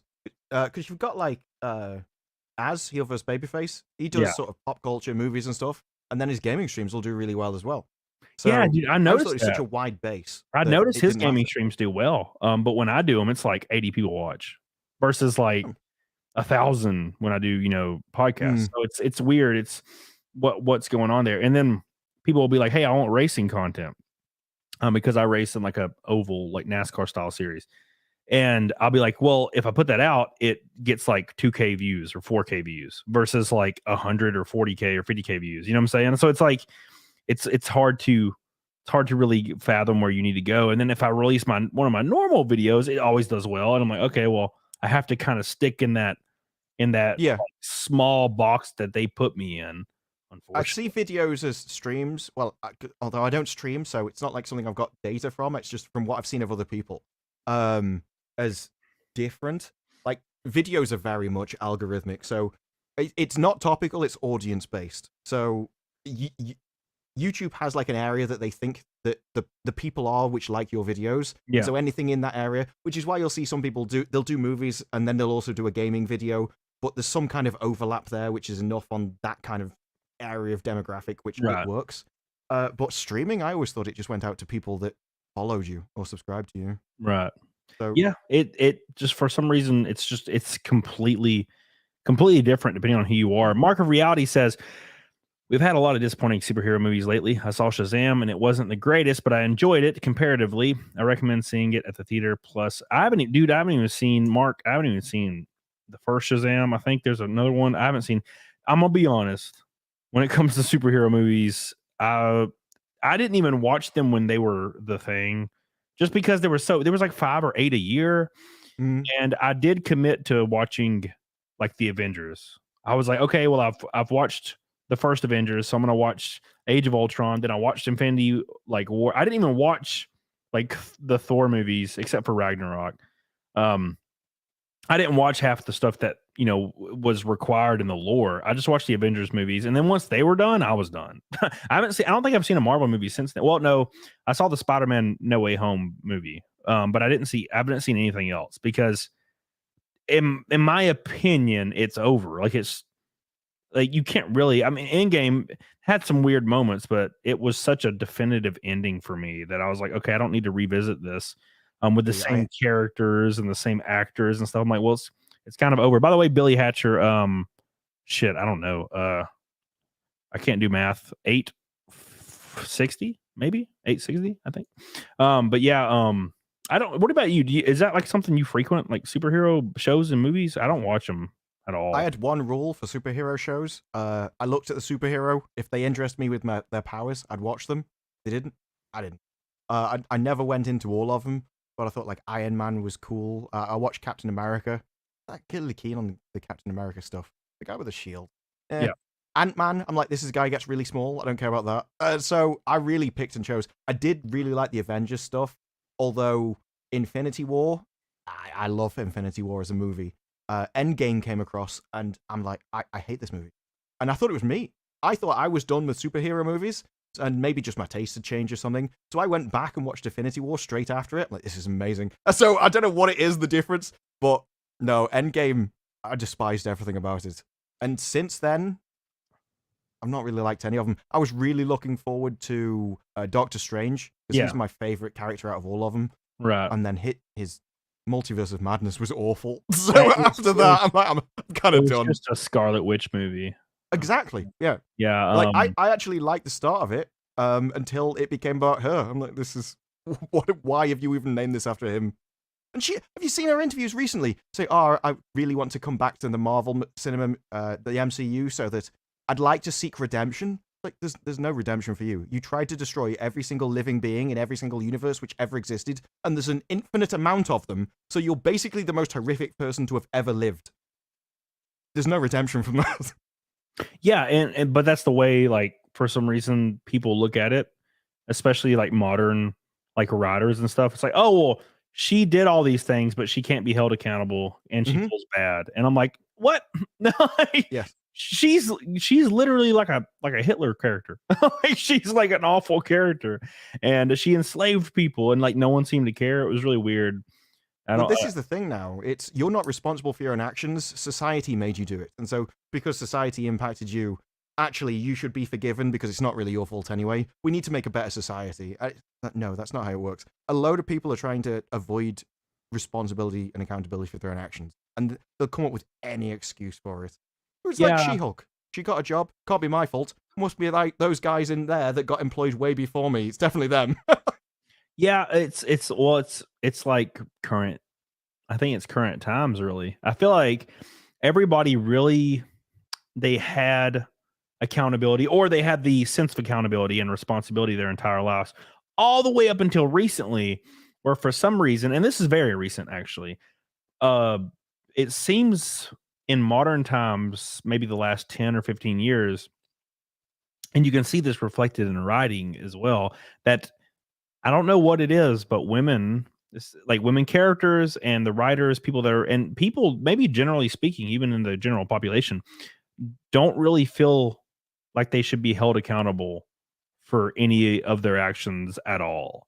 And it seems like that's kind of like the new theme that's socially acceptable somehow. And I don't know how we got to this point, because men are, like, as a man, I have responsibilities, and if I fail those responsibilities, I lose everything.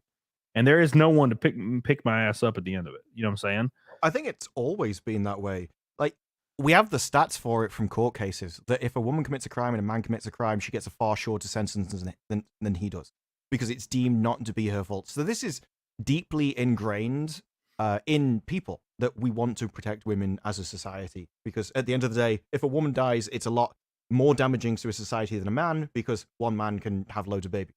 So it's part of us as humans to do that. I think the issue now is you combine that with the idea that, women have been oppressed from the entire society and we're now trying to give them special treatment, along with I was going somewhere with that. I completely forgot what I was going to say. You naturally want to avoid the way humans work, right?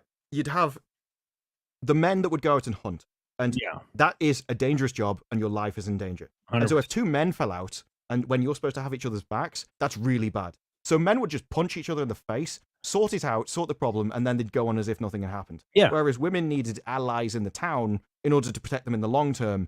And so you end up with a system where your social status matters, which is why women go around doing personality destruction and like image destruction, whereas men will just punch you in the face.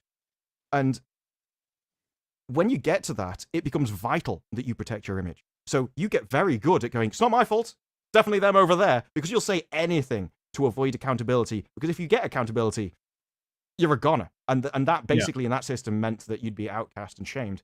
And I think as a whole, women have always been the people which upheld societal standards. They've been the social enforcers. They'd go around doing shame. You don't have to look at like the World Wars, the first one. Over here, if you didn't go to war, they would literally parade the streets handing out white feathers, calling people a coward. It wasn't the men that did that. It's been the women that dish out shame. And I remember, it's really weird actually. If I think about my life, I feel like there's been a huge change just in it from the 90s to the 2000s. Yeah, 100. There was a set push that shame is bad. You shouldn't judge people and shouldn't shame people. And I think if you remove the shame, you remove any kind of restraint, and you go from people doing whatever they want behind closed doors to I'm going to do it in the middle of the street, and you have to allow it and be happy with it. And I think that will inevitably lead to people not wanting to be accountable, because you combine all of these factors together, and it's like, you can't damage my reputation. You shouldn't shame me. If you do, you're a bad person, and therefore I'm not responsible for any of my actions. You're actually bad if you try and hold me accountable for them. So what you're saying is women ruin society. Well, that would be one interpretation. That's what obviously. No, I agree. I wouldn't deign to even suggest such a thing. Yeah, dude, you're right. That is 100% right. So the thing that kept people in check was shame. And like you said, men fight physically and women kind of fight mentally, you know. What people like the word people like to use is gossip, right? So if you take that out and now shaming is bad, there's no one to hold anybody accountable. Therefore, we just go into like this whirlwind and like slope of just all terribleness all the time. And a great statistic is just what 10, not even 15 years ago, 13 years ago, the population in my country, I think the UK is probably pretty similar, but in my country, people, I think 35% of people were overweight. And this was in 2010. And modern day, it's almost 70%. Men and women are overweight. We've got massively more obese over there. I think we were the second fattest in Europe at one point when I was a kid. So I don't know what it is now. And that is just in the last decade or 12, 13 years. And it's because the shame's not allowed. And it's not even overt shame. Like, you don't walk up to somebody and say, God, you're disgusting. But you don't also enable the behavior. Like, you don't see an advertisement when you walk through Times Square and it's a Nike billboard that says everybody size is healthy, and it's like a 400 or 500 pound person. Like, you know what I'm saying? The way I live my life, right? Because I'm not a big state person, so I am pro freedom. I think people should be largely able to do whatever they want, 100%. As long as it's not harming other people. Yep. But part of that used to be, and this isn't like some crazy new idea that I've just had. I'm actually just suggesting we go back a few decades. That's all, literally, it's only the last 20 years where for some reason we've changed. Before this, it was largely social pressure. So there's two kinds of force. You've got legal force or you've got societal force. And in societal force, you can still do whatever you want, but there will be a consequence, and that consequence is that people will shame you. So the way you avoid that and still do what you want is you keep it in your own house. You don't tell anyone about it, and you just do it over there. So nobody's bothered. You do that. Everybody's happy. And now it's like, no, it's not just what I want. I need you to agree with me and say this is great. Yeah. And so that's why when you're like, we don't shame people, you're not talking about shaming people like, it's like, I still think that people need to be shamed, but it's when they cross that boundary. Like, if you're in the middle of the street twerking, then you should probably be shamed. But if you want to twerk in your own house, just do it over there and no one should do it. Like, to me, if someone asks me a question and I'm like, you're not going to like the answer to my question, and I like them as a person, I'm just going to shut up. Like, I'm not going to answer the question. Yeah, 100%. Because if I did, I'd shame you. You know? So it's like, I'm not going to lie to you. So me being polite is staying silent. Yeah, exactly. And society used to know this. Maybe in British culture especially, because I do think people underestimate the difference between American and British culture. Like, you guys over there, you're a lot more, everything's amazing, let's go! And we're like, it's not bad. Like, we don't reach those kind of levels. Yeah, it's changing drastically based on social media. Now it's if you follow like Twitter, for example, we are the worst country on earth based on people's perception of their own like reality if they live here. And it's kind of wild in my opinion, because now where I live in a completely different place. I don't live in any place even remotely like LA or New York or Chicago. I live in a place called Alabama, and it is super laid back and cool, and nothing ever happens like government wise. It's just super, like, people leave you alone. It's cool. So it's a little bit of a different experience here, but it seems like people on Twitter, that's how they get their clout, is they just say that America, which is the country they live in, is terrible. And it's like, it's kind of silly because it's not really Like, and it's because they've never been anywhere else. Like, if you go to some place that, like in northern Africa, like you'll realize really quickly, it's like, oh wait, no, I don't have heat or AC, and also there's like 8 guys chasing me trying to behead me right now. Like, so actually, America's not as bad as I actually thought, and it's because people don't really have hard times. Like, so the worst thing you may experience in New York City, if you're staying at home and working from home for 10, 15 years, the worst thing you may experience is being misgendered. Whereas in North Africa, the worst thing you can experience is literally the worst thing you can experience, which is like somebody breaking into a school and killing all your children. Like, so it's the different perspective. And, you know, it's hard to blame people, you know, because like my dogs, for example, I have a giant dogs that live in my house. They're pampered. They're huge, German Shepherd and a Husky. I give them scraps. They're fat. I give them food. And if I threw them out in the wild tomorrow and I disappeared and they had to fend for themselves, they'd be like, this is some bullshit. We're just going to lay here and die, I guess. So it's kind of like a perspective thing. They don't really understand it. But that being said, Carrie also agrees with you. Your point earlier saying women have absolutely ruined society. And it's a shame. Do you have my chat pulled up, by the way? I don't. I could. Okay, I was going to tell you to talk to chat while I peed because I'm about to die. I don't normally drink White Claw on stream. By the way, Carrie, I love you and I appreciate you. Thank you so much, Carrie, for your orange boy. It is, let me scroll up real quick, Carrie. 1, a 2, a 3. It's the third one of the night, 2 away from an orange ass night. We're at 6. Nope, I can't count. Yes, 6 gold boys, 4 away, 1 pink and 1 red from a rainbow knot, 840 from Fight Milk. I'm gonna go pee and I'm gonna let Disparu handle it for 2 seconds, even though he doesn't stream. So here you go, enjoy. I think I've been on streams. This is the thing.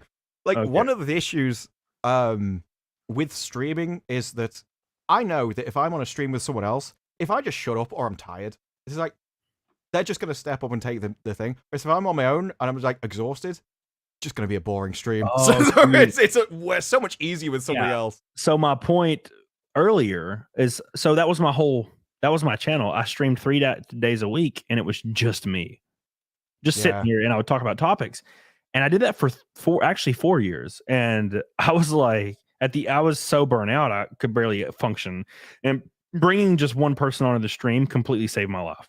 Just one person. And that's kind of what I've been doing. So I'm gonna let you talk to my chat for 2 seconds while I go pee because I'm about to die. So you are live now. Yeah, so it is interesting. I'm not going to drop random gamer words on a stream, but I don't know if any of you saw Linus Tech Tips literally did a stream where he started talking about how he was dropping the hard R all the time. It's one of the most hilarious things I've ever seen. Like, the guy on his stream is like, what? Do you know what you're saying in this? And he's like, yeah, I drop them all the time. I say them every day. It's amazing. I don't say them often now, but I used to. Like 3 years ago, I'd be dropping them all the time. Like, I mean, do you mean this? He's like, no. Oh, I didn't mean that. He didn't even know what he was absolutely saying. Well, hello, chat. What's my shoe size? It depends whether I'm wearing trainers or like dress shoes. In trainers, it's like 11.5. Have I finished Alchemy of Souls? I've done season 1 of Alchemy of Souls. I think it's great. Season 2, it doesn't have dubs. And I know you're probably going to burn me at the stake for this, but I do not watch subtitled TV because it drives me insane. I can't do it. So I will watch season 2 when it gets dubbed in a language I can understand. When I first finished season 1, it was only in like its native language. Now it's in like 4, like including Spanish and stuff, but I can't speak Spanish. So I will finish Alchemy of Souls when it happens. I can tell you the different Korean shows I've watched if you want. I do have the list in front of me. What was the one I watched recently? I tell you what, Cepheus. That is a show I really didn't like at first, but grew on me over time. I find that with a lot of Korean shows, they can appear really wacky, and maybe it's just a cultural thing. They like to do this romantic stuff in the side, which I don't like at all. But I just kind of work through it. Alchemy of Souls does this. Alchemy of Souls stretches like 5 different genres, so you can think, I don't get this. But then it'll suddenly flick from like a romantic scene to an anime fight scene. Like, this is amazing. So you stay with it for the stuff you like. But they have these romantic scenes where it suddenly kick off this romantic music, and you're just like, okay, I know what's coming next. Wait, what were you talking about? You stopped. Sorry, I was talking about Alchemy of Souls. I was just going to launch into the different Korean shows I'd watched over time. Chat about me about Alchemy of Souls. Yeah. Oh, no, Korean shows have this thing, and I've noticed it in so many, it must be like a cultural thing, where they'll just be having a show, and this could be anything. You could be, like, Alchemy of Souls has very, like, magic mace combat combined with sort of samurai swords, and it's probably the best anime combat in live action I think you could possibly do. I think it's incredible.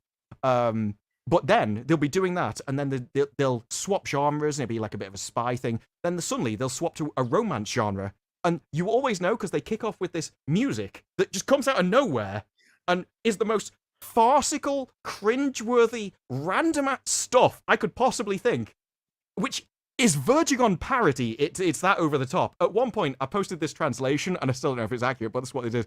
And it's this woman going, "We'll be lovey-dovey together," and the guy's like, "Yes, lovey-dovey," and she's like, "Lovey-dovey together." I'm like, what am I even listening to? But you just get these moments, and I just know when this music starts, I should probably treat it as a comedy, and then just carry on.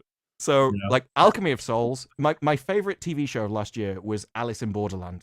I think that's probably perfect television. Hold on, I've heard of this for sure. Hold on, it's incredible. Yeah, if you say watch FNT, Az has talked about it as well. But I think it does everything right. It's got a complex plot. It does characterization where you will start an episode not knowing anything about a character, and then the game will run like 20 minutes, and by the end you really care about these people. You know everything about them. So they do it efficiently. It's got lots of action. It's got a great plot. It's got great characters. Oh, okay. It trades out the characters. It builds up over time, and this is the thing, right? It's live action from a manga, but it's great. And then Netflix will try and do a live action version of an anime, and people are like, "You can't do live action anime." Well, we have these examples of where it worked. It's just terrible people doing it over here with the wrong idea. They don't respect the source material, and you're not employing the best people. You're employing, whichever person you needed at that point for your percentage. Dude, that's good to hear, because I really need a new show to watch, because I'm always like, I could give it a list. Dude, I'm clicking random shit basically nowadays. Noah Saunders says, "Speaking of women, what do y'all think about the growing number of American women who want to repeal the 19th Amendment? It's been interesting hearing women say this on podcasts while the men defend their right to vote because they want to have sex with them. Let's be honest. But no, I don't. I'm going to be honest. I don't know, man. That's a hard discussion. I think women should obviously have the right to vote. I feel like that's silly to say otherwise. But I think you should have to. Can I pitch you an alternative? Yes. Net taxpayers. Yeah. See, we're the same guy, except we're totally not from the same place. I was literally about to say that shit. I was going to be like, I think if you pay into taxes, and when you do your voter registration, you have to take a small test that's approved, then you can vote. Because not paying into your taxes. Overall, you pay more tax in than you take out. Yeah. And the benefit of this is that anyone can vote. All you have to do is sign away whatever benefits you're getting. So if you're like, well, I refuse to take that, and so you still pay more into the system than you take out, you can vote. It just removes the possibility to vote yourselves other people's money. Now, when it gets to political systems, I've not looked into most of them. I've not researched it that much. I don't know all the ins and outs of everything. I'm not saying this is the best system. I just think it's an improvement on the current one. Yeah, see, now, I don't know about other countries, but this country would end up with the one political party always winning for paying into taxes. Because if you don't like paying into taxes, I think it would devolve. Oh yeah, for sure. After probably a decade or two, it would probably start to level out. But once you pay into taxes, I pay a lot of taxes every year out of my pocket, and it sucks. It makes you more conservative, I feel like, because you would just rather, or maybe more libertarian. I don't want to pay taxes at all. I think I would just never want to pay them again. To be honest, I'm not. Like I say, I'm not a big state guy. I'm not pro-tax. I'm just saying under the current. Because at first when I was younger, I didn't appreciate tradition at all, and now as I got older, I'm like, okay, we've destroyed tradition. This is where we've ended up, and I despise everything about it. So it was better back then. I think those guys had a point. And so I get that with most things. And so I'm not someone who's like, revolution, let's just change everything, because I think that ends up in disaster. But I think we can probably slowly, incrementally, over time, change things to end up in a better place. Yeah. So we could start with this, and it might not be the best system, but if it's an improvement, I'm happy with that, and then we can improve from there. Yeah, dude, that's what I'm saying. Mario Trujillo says there are 4 different Americas: the Northeast, the South, the Midwest, and the West Coast. Still nicer than the Isle of Misery, aka Great Britain. Thank you, Mario. I appreciate you. The South is the goated. Wishful Thinking says milk tonight. We are 8-10 away from Fight Milk. So that's if we hit it. It's a far off goal. Carlos. Oh, that's Carlos. The trash bag says, how much is taxing in the UK? Like massive. I'd have to look it all up, but we're essentially an NHS with a country attached. So our taxes are insane. I think the top rate of tax is it like 55%? If depends how much we have a scalable tax, so the more you earn, the more you pay, and then we have like a top rate. Yeah, but then what you call sale tax, we call VAT. I don't even know what our VAT rate is, but that kept getting increased. Our VAT is like 22%, something like that. So that's on everything except there's certain exceptions like milk. Like if you drink like basic stuff, milk, bread, and eggs, then you probably won't pay VAT. Anything else you will. I think people get surprised, right? Because our taxes get taken off over time. Our petrol is an insane amount of tax, like 60 or 70% or whatever. I don't know all the numbers. I'm just trying to remember rough charts. Is most of it tax? Most of our alcohol is tax, and so it's a case where the actual amount of the product may well cost less than the tax that you actually pay. Yeah, that's the way. Yeah. So with me, I pay. I don't know. I pay 12. I think it's a 12% self-employment tax. So just because I'm self-employed, 12%. Just because I'm self-employed. If you click the button where you're self-employed, you pay 12% more. For no reason. On top of something else. I was going to say this is just extra. I was going to say if you pay 12% tax, I'm moving. Like that would now. be great. Yeah. No, that's the first one, and then I pay about. So I end up owing about 51 grand per year. And so it's probably around 30%. And then the self-employed tax is on top of that. So it's like 40%. Like in total. 40. Yeah. Like look, even 40 in total is less than just our initial like income tax. And then you've got everything else. Jesus, man. And like one of the worst things that I see, especially over there, is like, yeah, but we don't like our private healthcare system. You don't understand. You really don't. And I don't blame you because you've never lived over here. But it is a case of if you have a common problem that they treat all the time, then they're equipped. If you have anything else that's even slightly unusual, no, you don't. Yeah. Like the amount of times I've gone to the doctor and he's gone, well, you've got this problem, but you'll have to live with it. There was a time where I had literal like fire running up my veins, all the time, up my arms for years. You'll have to live with it.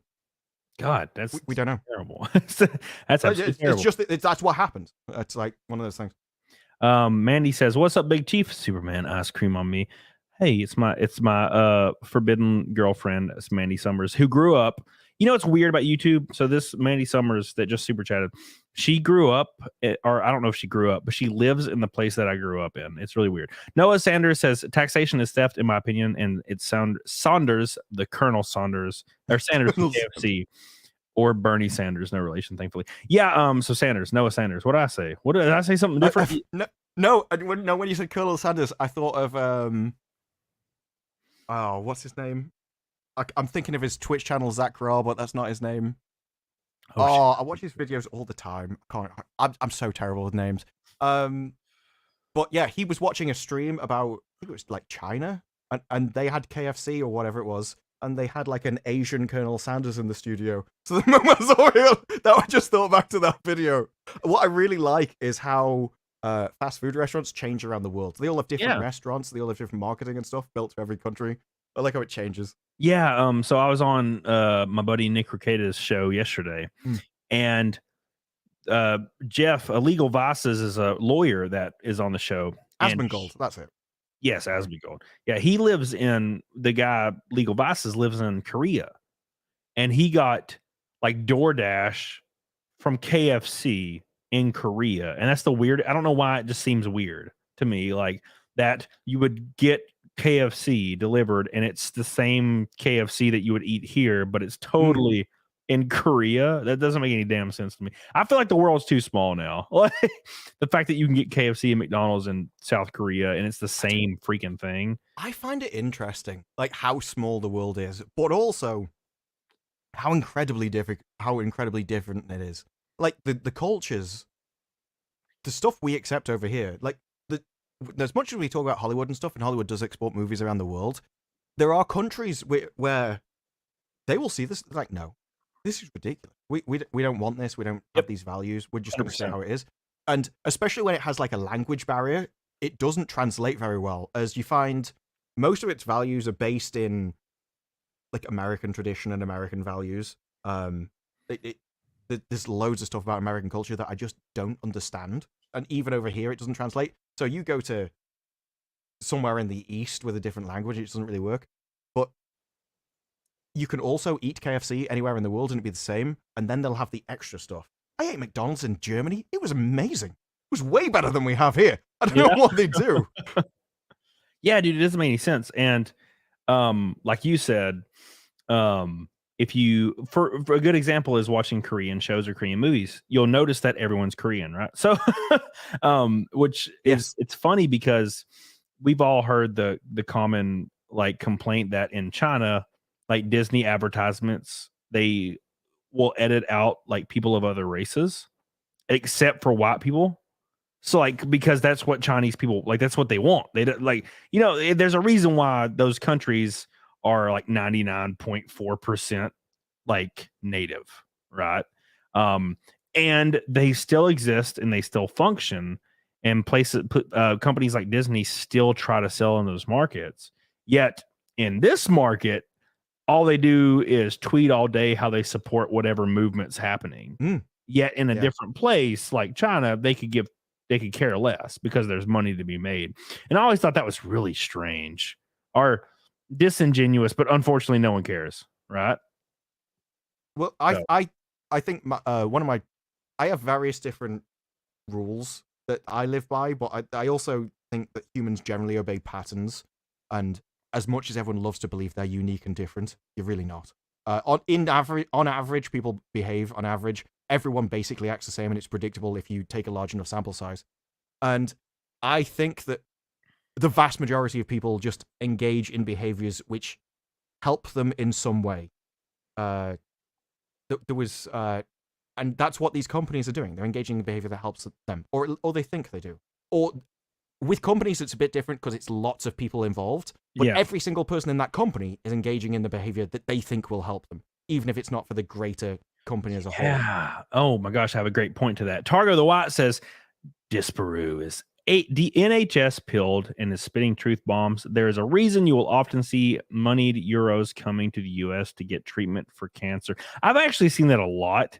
People coming to the US to get certain treatments, but apparently we have a terrible healthcare system. So it's always a weird thing to talk about. No. If you look at the statistics of like survival rates, you have like one of the best in the world.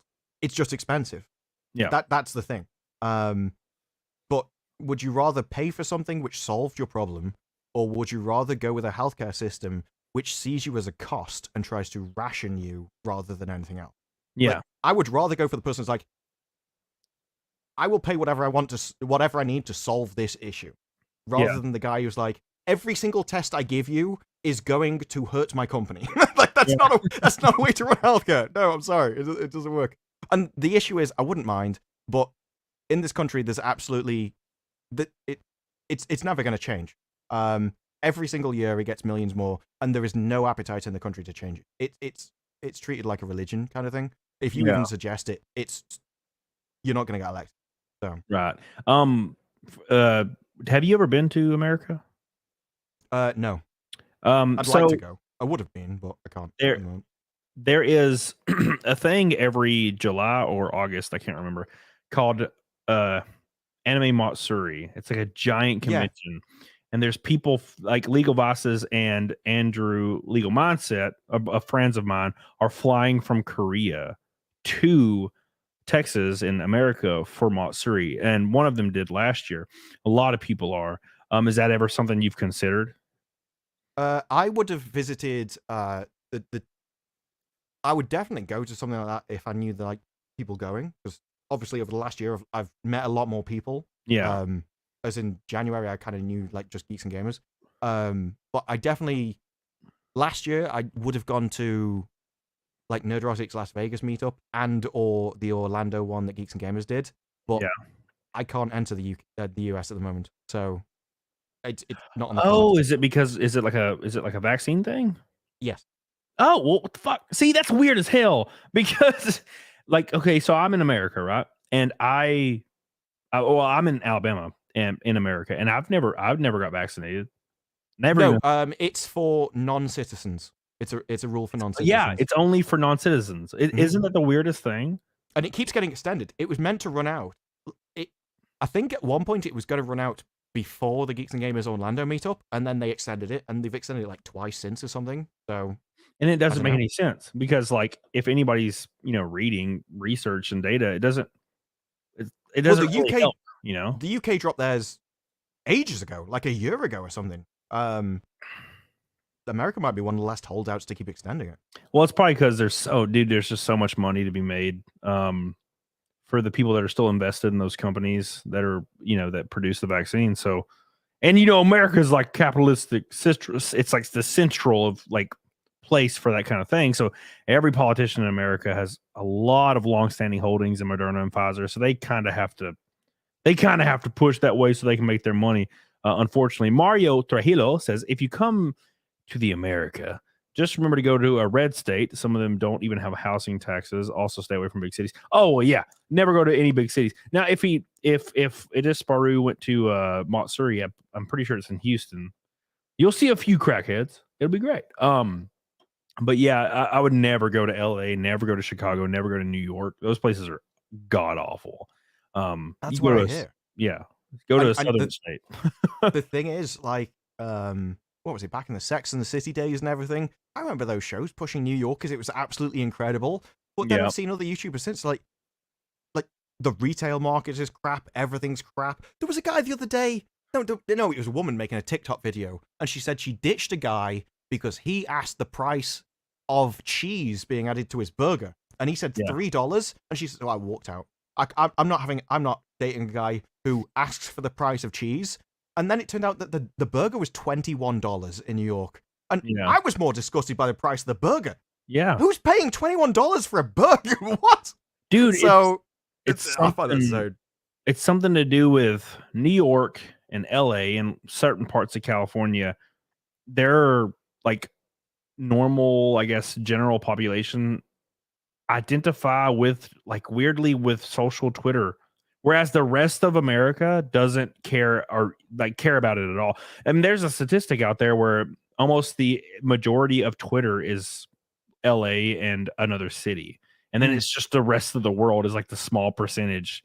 I mean, And California is my shorthand for just like far left woke ideas. So that's why I reference it. And there was one guy who like tweeted at me, "I like you, even though you drive me insane every time you mention California," because that is literally, it's like, I would say London, but more people know California, and it's like a shorthand for the largest amount of people.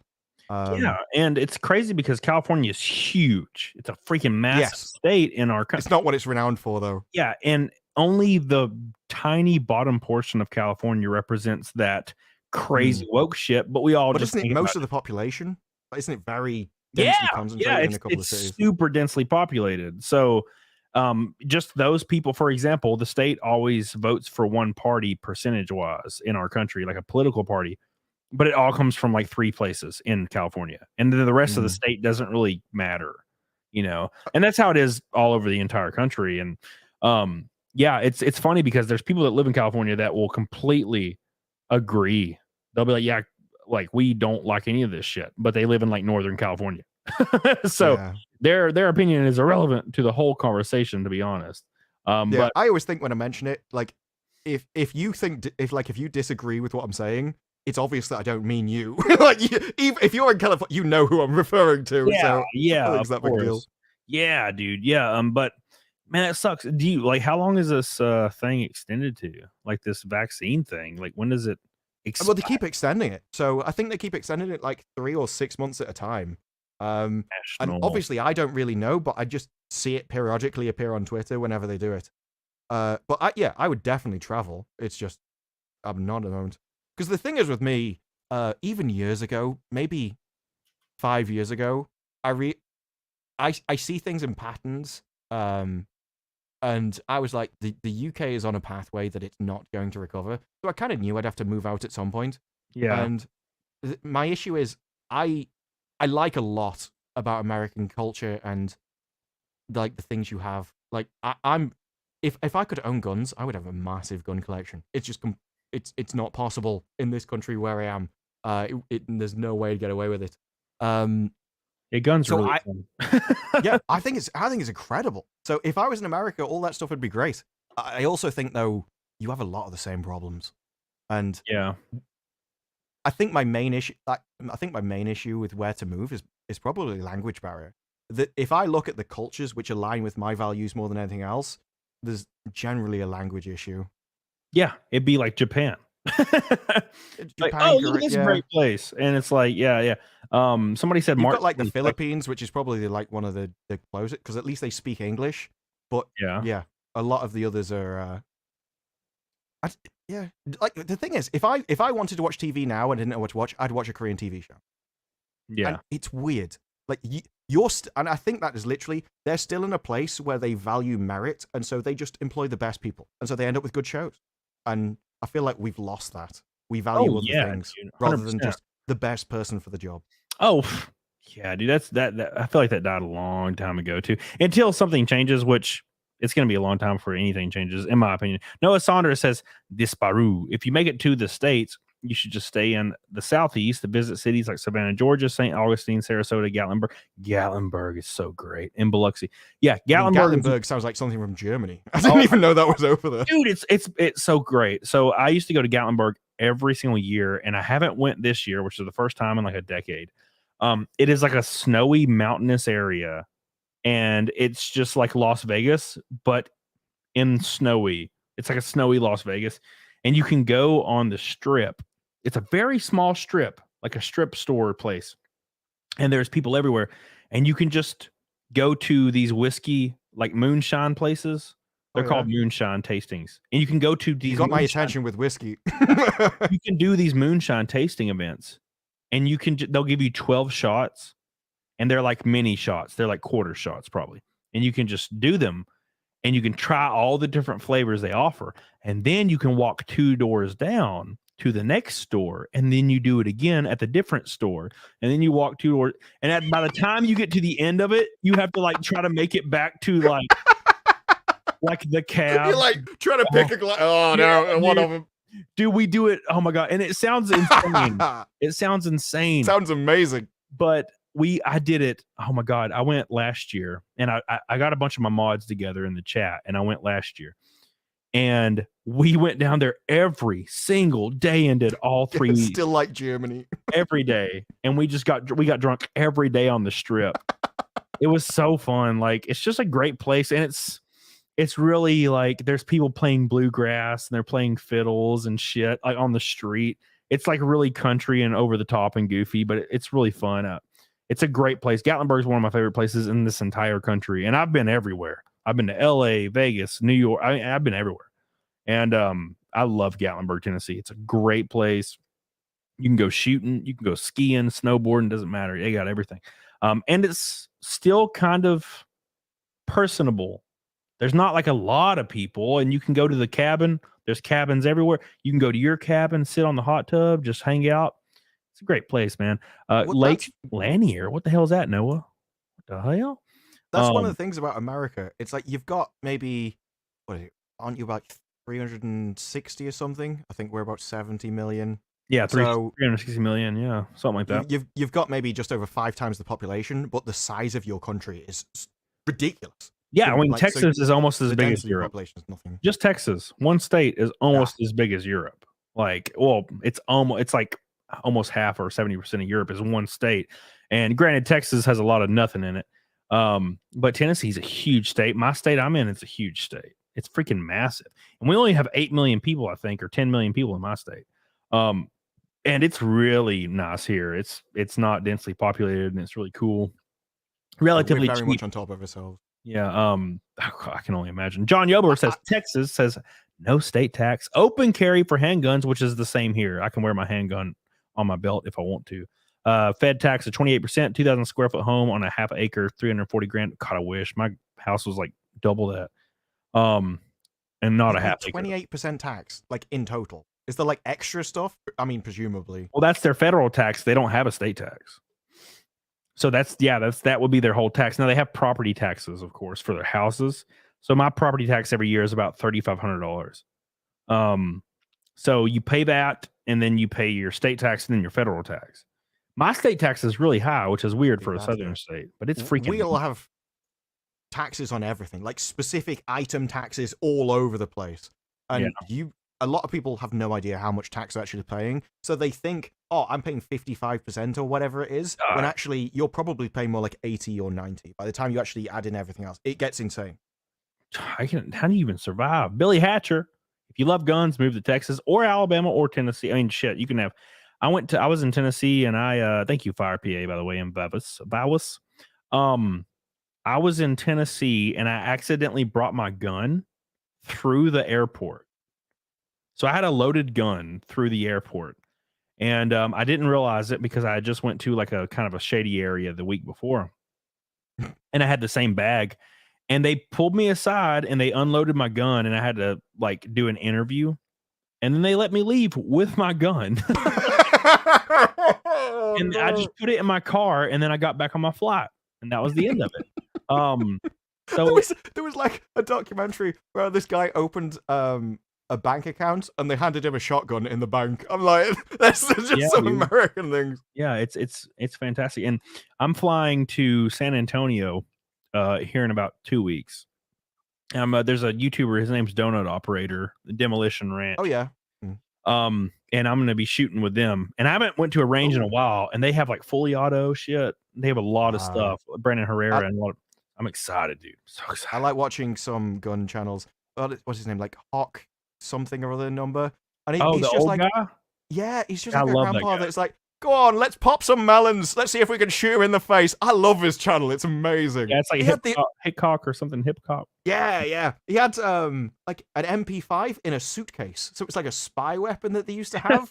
And they'd mounted it in the suitcase by using the same mount that you use a sight for. So this wasn't going anywhere. Yeah. They were just like holding it sideways, firing at the things. It was like fully automatic. It was awesome. God, it's awesome. Nava down south says, "Hey, Camelot, I live in Alabama also, so I'll fight milk for you and tell the other guy I love poo-poos too. Thank you, Nava. I love you. I appreciate you. We are officially a quarter of the way to fight milk.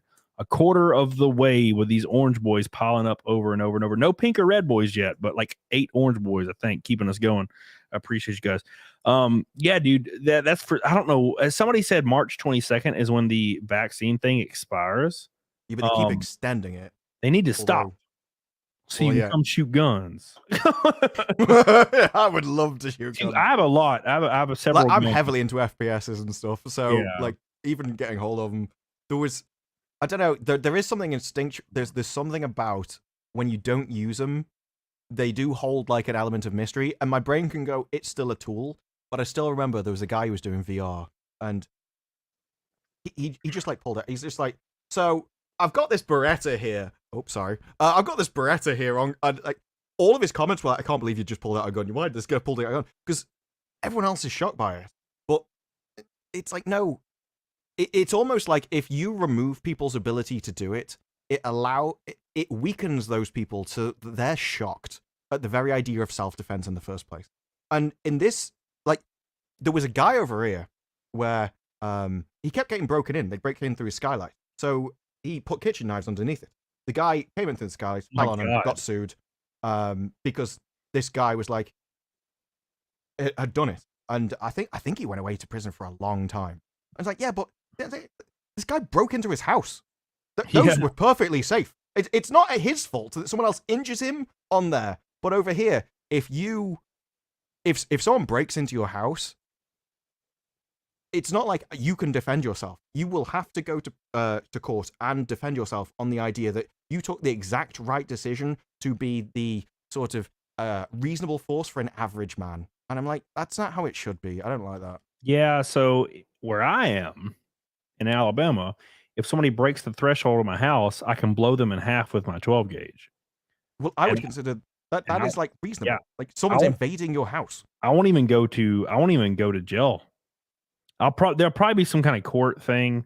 It'll probably be really laid back though. But yeah, no. So, dude, when I was growing up, when I was a youngin, there was a guy. I was real young, man. I can barely remember.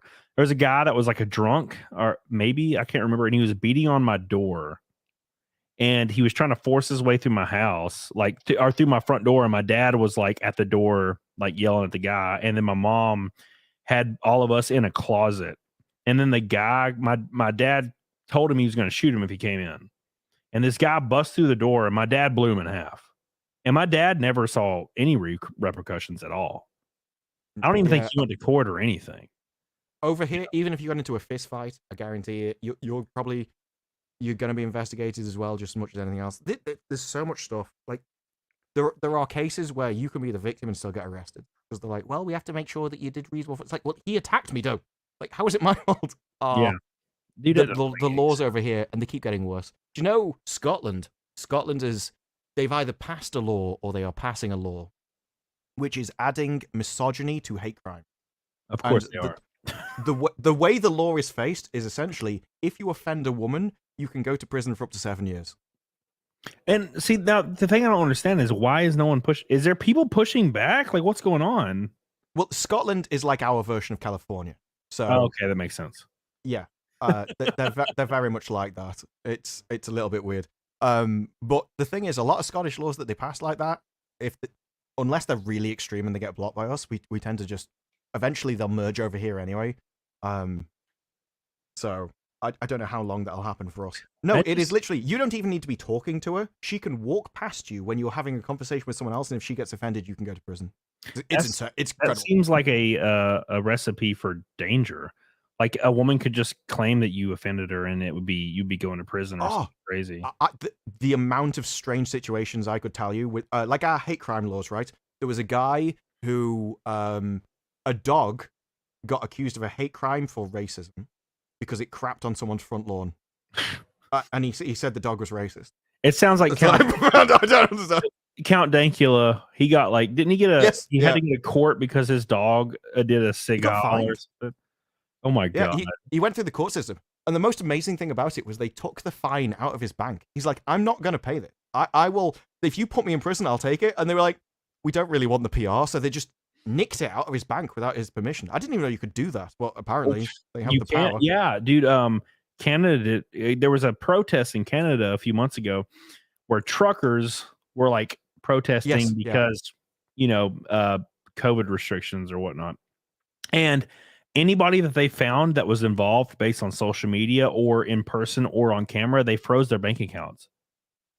So they can do anything. Mm-hmm. You don't have any rights. It's freaking wild. And I remember that they said they were going to take your pets and stuff as well. Like anything they thought they could pressure you into giving up without actively coming and causing a PR disaster, they were doing.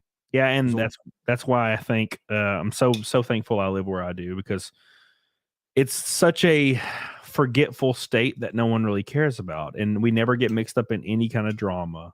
There's an article every now and then from this state, but other than that, we don't really hold much political power, so therefore we don't have to really react or start any trends. So we just kind of lay in the background and nothing happens. Like when COVID happened, nothing closed here.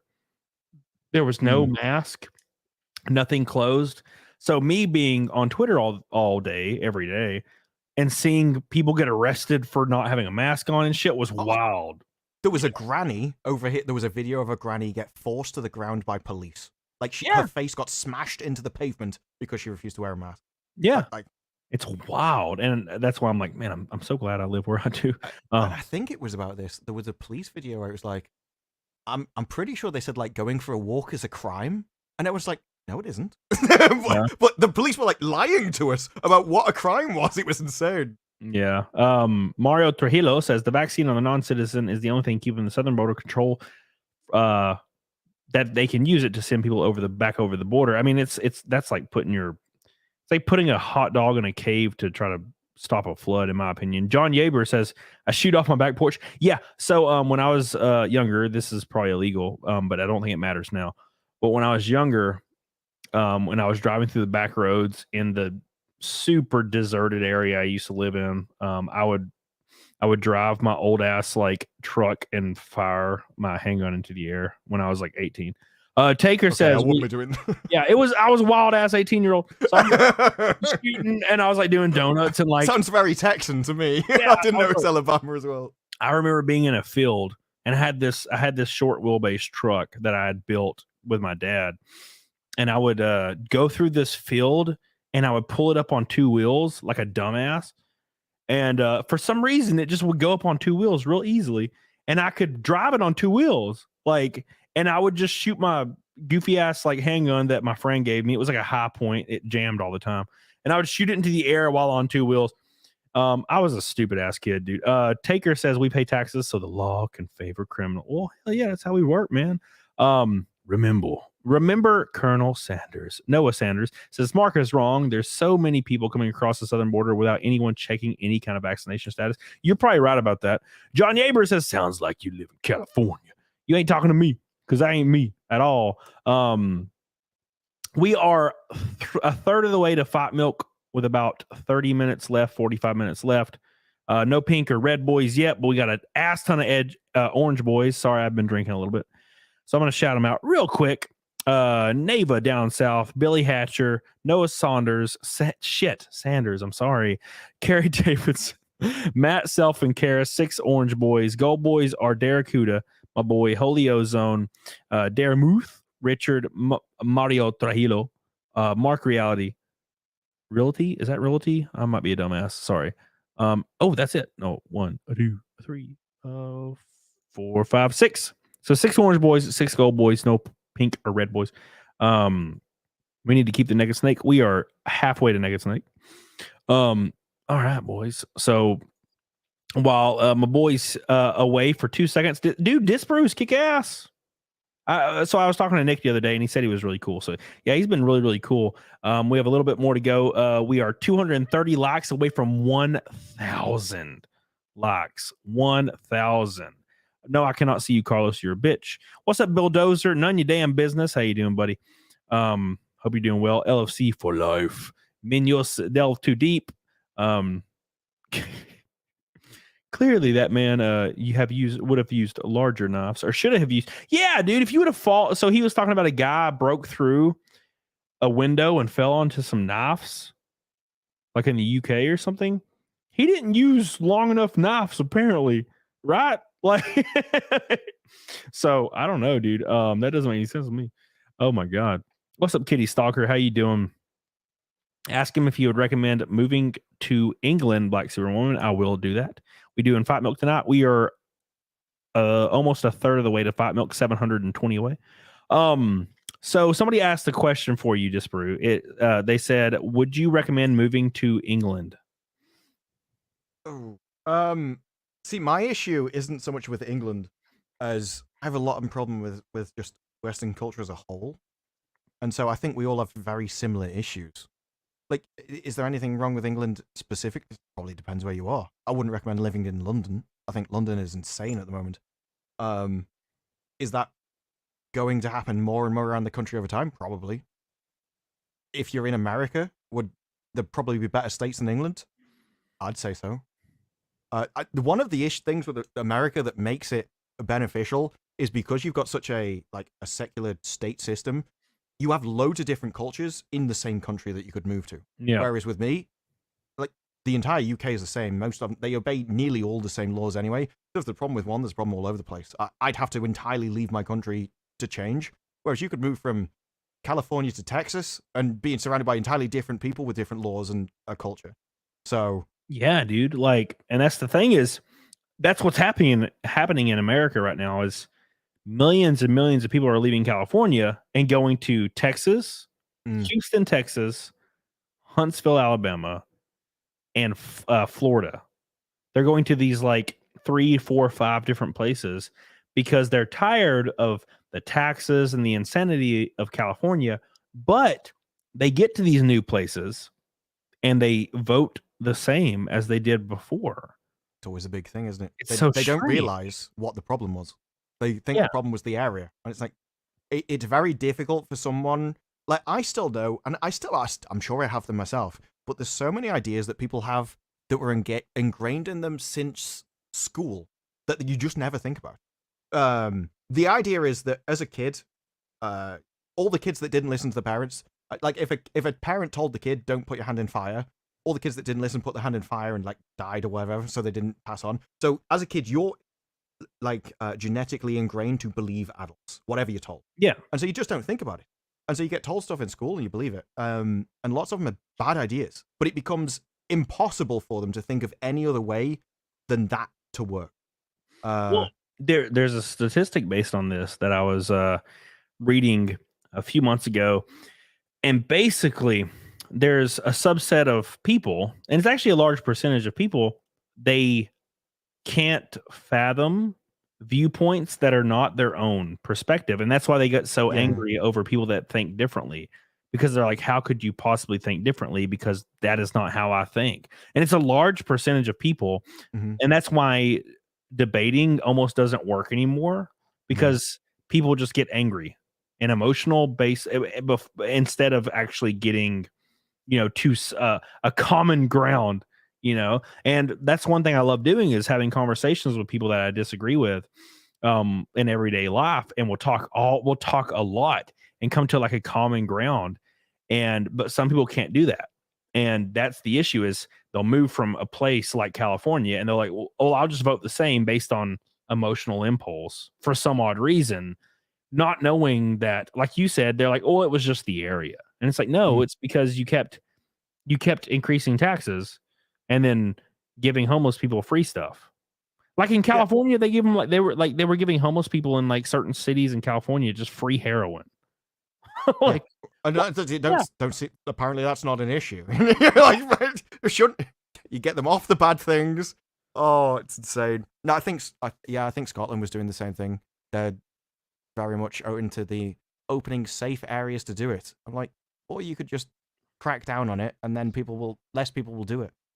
Oh, that's another thing that just happened recently. The idea that unless you can perfectly solve a problem, you shouldn't, like, your solution is wrong. It's like, well, no, if it helps, probably do it. If it knocks out half of people doing something bad, that's a good thing. We could start there and we can improve over time. It's like, no, if I can find one exception to what you're talking about, we should just throw it out if it's not perfect. I think most of these things are debate tactics rather than real things. I've been thinking recently, though, I think there's a load of people where they genuinely think all of the world goes through them first. So, like, every single opinion or every single comment applies to them, and then it goes out the other side to the universe.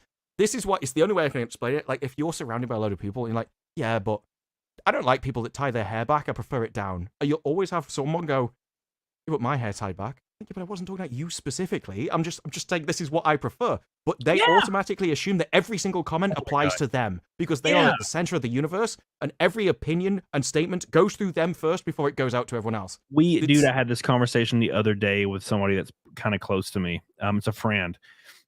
And they were like, hey, why are you so what was the word? Why are you so hateful and mean towards this subset of people and you say that they don't deserve, or they don't have any value based on their appearance or what their attributes. And I was like, for one, I didn't say that. I didn't say they didn't have any value based on their soul. I said they had no value in the top tier dating market. And that being said, I wasn't talking about you. Like, don't take it personal. I was talking about a general conversation, and people will be like, well, but me though. And they always want to jump to anecdotal like examples that have no basis in the conversation at all. And I'm like, dude, like, you can't bring what is it? The exception, that the exception is not the rule. And dude, people lose. They almost always argue from that exception point, an anecdotal point, to get their point across. And I'm like, look, I'm not talking about me, because a lot of the times when I'm having these conversations, I don't even personally live my life based on what I'm speaking, but I understand that generally people might. And they're like, well, you just hate this. I'm like, no, I don't believe this. I was having a conversation with somebody, and I was like, well, rich men like Leonardo DiCaprio prefer women that are 25 and under, like 20 to 25, because he likes young women. Like he likes women that are youthful and young and like, attractive. And that's what that's what makes these women very, very high value, is their beauty and their youth. Men are attracted to fertility. And exactly. you can even look at the stats of birth. You are far more likely to have a healthy child. Your body will bounce back better. Yeah. People act as if having a baby at 22 is young. It's not, actually. That's literally what you're supposed to be doing. We are unique in the fact that we've lived so long. We've naturally started to push things back, but it's not biologically what is meant to happen. Right. Exactly. And I'll say things like, well, that's what, Leonardo DiCaprio will prefer that. Right. So the top tier men that are millionaires, billionaires, celebrities, and high social status, that's kind of where they date. That's their dating range. And it's like, oh, well, so you're saying older women have no value. And I'm like, no, that's not what I'm saying. I'm saying that this tiny subset of men, that's what, if their value is in financial security and social status, therefore they're going to look for the same thing, like in parallels to women, which is youthfulness and fertility. So it's a different, there are different aspects, but that's what makes them have a lot of power in the dating market. So that's what they choose to go for. And I'm like, that's not me. I've dated women that are 30. I've dated women that are 29, or I've dated all kinds of women. I don't believe this, but this is how this conversation works. And they think I'm attacking them directly. And I'm like, no, I'm not attacking you at all. Some bitch, I will still smash you. I'm saying Leo won't smash you. And don't act surprised when he won't. Damn it. Like, it's not very. People get offended. Like, generally, people have got offended. There was a woman who stabbed a guy because he said no. I'm like, what? Like, it seems like a bit of an overreaction. Well, I half think it's because, I mean, if you've lived your life where you could get any man you wanted, and then suddenly there's so many articles of it's just like, I feel alone now, and I never did before. Like, yeah, because things have changed. Yeah, because you're 34 now and you didn't get married yet. Yeah. You should have been married now. Your job in life, your duty to people, to society, is to turn around and go, actually, this was a mistake. I shouldn't have done this. But instead, they're like, why do you like those people down there? You should be going with me, and everybody should be going with me. So everybody should make the same mistakes as I have up until now, and like gone with this. This is why when you were talking about before, you raised a good point when you were like, there was a guy who had got with someone really young. It's the only person he'd ever known. You're like, you're trying to impart your wisdom. Like, yeah, but I would still consider him to have gone the right way about it. I think that is the perfect thing. I just think that society is giving people messages which are bad for them, which means that is extremely rare. And that's probably what you were trying to say, rather than saying that what he was doing was bad in the first place. Right, exactly, yeah. But I think without those messages, if you brought back shame and said, like, no, this is the wrong way to be, you shouldn't be doing this, you actually should get with people younger, and you shouldn't, like, just bang the entirety of France on a reality show like we're trying to make into a TV show next, then you'd be happier and you'd be more fulfilled, and actually having kids would enhance your life. I think if those messages went out instead, you wouldn't need to have passed on, you wouldn't need to be telling him that in the first place. Yeah, 100%. It's just, it's wild. And like I said, it's just, when you're that age, it's hard to listen. Soul Rebel Studio says, I've been lifting for a month and I grew boobies. Not enough to hit the beat on the naked snake, but give me 6 months. Hell, dude, boobies, man, boobies is what it's all about. Just got to do flat bench. Wishful Thinking's trying really hard. I saw him in the chat really, really hard. He says, got milk. Thank you so much, my friend. I appreciate you doing. We probably won't hit it tonight, but I appreciate you trying as hard as you could. Now, Noah Saunders says, a big problem with parents telling kids things is when they started to be friends with their kids instead of actually parents. Yeah, dude. And that's actually been a problem for a long time, but it actually happened more often in single mothers. But when there was a man and a woman, like a mom and a dad in a household, that wasn't really something that would fly. But now, I mean, I have friends that were had single mothers growing up, and they were just their friend. They weren't a parent. And unfortunately, those friends didn't turn out very well. Obviously, I wouldn't give names, but yeah, they didn't turn out very well. And I'm not saying that you can't. I'm saying that there's a higher chance that if you have like a mother and a father, like you're going to be steered in the correct direction. And it's not a guarantee either. Scotland is the UK version of California, Billy Hatcher says. Thank you, Billy Hatcher. I appreciate you. Have you ever been to Scotland, Disparu? I haven't. It's like, I'm not sure whether there's the thing. I drink a lot of Scottish whiskey, if that helps. That is one thing they do really well. But otherwise, no, I'm not much like a I probably should try it because I find my tastes have changed a lot as I've got older. So things that are like, I'm not going to do that. Like, I'd never just go to and sit in some hills or buy a lock or whatever. I always preferred the city life. And as I get older, I'm finding out, no, actually, I do prefer all these things that I thought were incredibly boring when I was a kid. I value a lot of things that I didn't. So that's for damn sure. Did you? So how far away is Scotland? So I don't know the geography. So how far away is Scotland in reference to you currently? I imagine it's a few hours drive, but like in American standards, it's not far. I've always been amazed by the American thing of the road trip. We don't even have that concept over here because for a road trip, I'd have to drive to Russia, whereas you'll just drive a couple of states and it'll take you 24 hours. I think Gary was saying he drove like 24 hours or something a while ago. Insane to me. I'd be all the way across Europe in that time.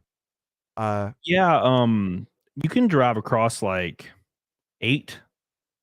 In 8 hours, you can drive across like 4 or 5 states here. And you can get to like the east of the US. But to get to California from where I am, it would take like 35 hours straight. Yeah, that's insane. Yeah, because Texas. I could probably get well on my way to Russia. Yeah, God, could you imagine going to? I mean, why would you want to go? Well, I just mean like distance-wise. I don't know many other land masses to go to. Where am I going to go? Like down through Spain or something, maybe. What's the furthest? So where have you traveled? As far as like in reference to yourself, have you ever traveled anywhere like away? Europe is the furthest. Like I've been to Italy, France, Germany, Switzerland, but like I say, to you, that's a few local states, not further.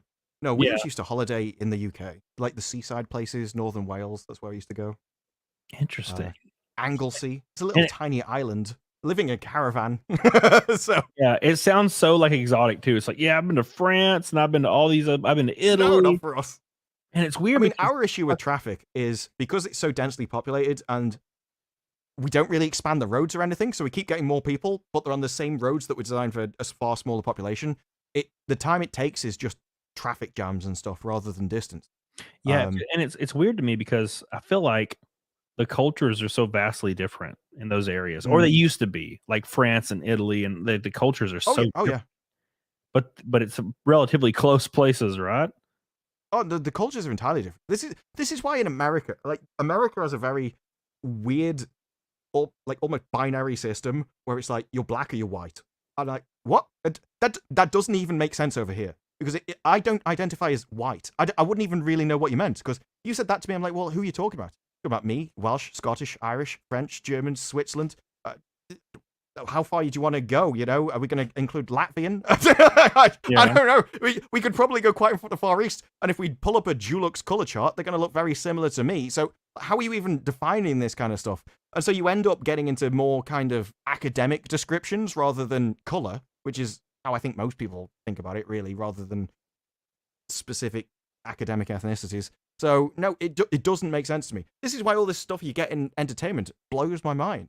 It's like, we need these people. I'm like, well, what? Well, it's because you've been oppressing us. Like, who? They weren't alive at the time. Why are you complaining about it? So, is that something you see, like in like media from where you're at? Is that like is there like it's come over here? It's come over here into institutions. Things like the BBC are hugely in on it. They've been doing things like there was a queen. I can't remember which one it is.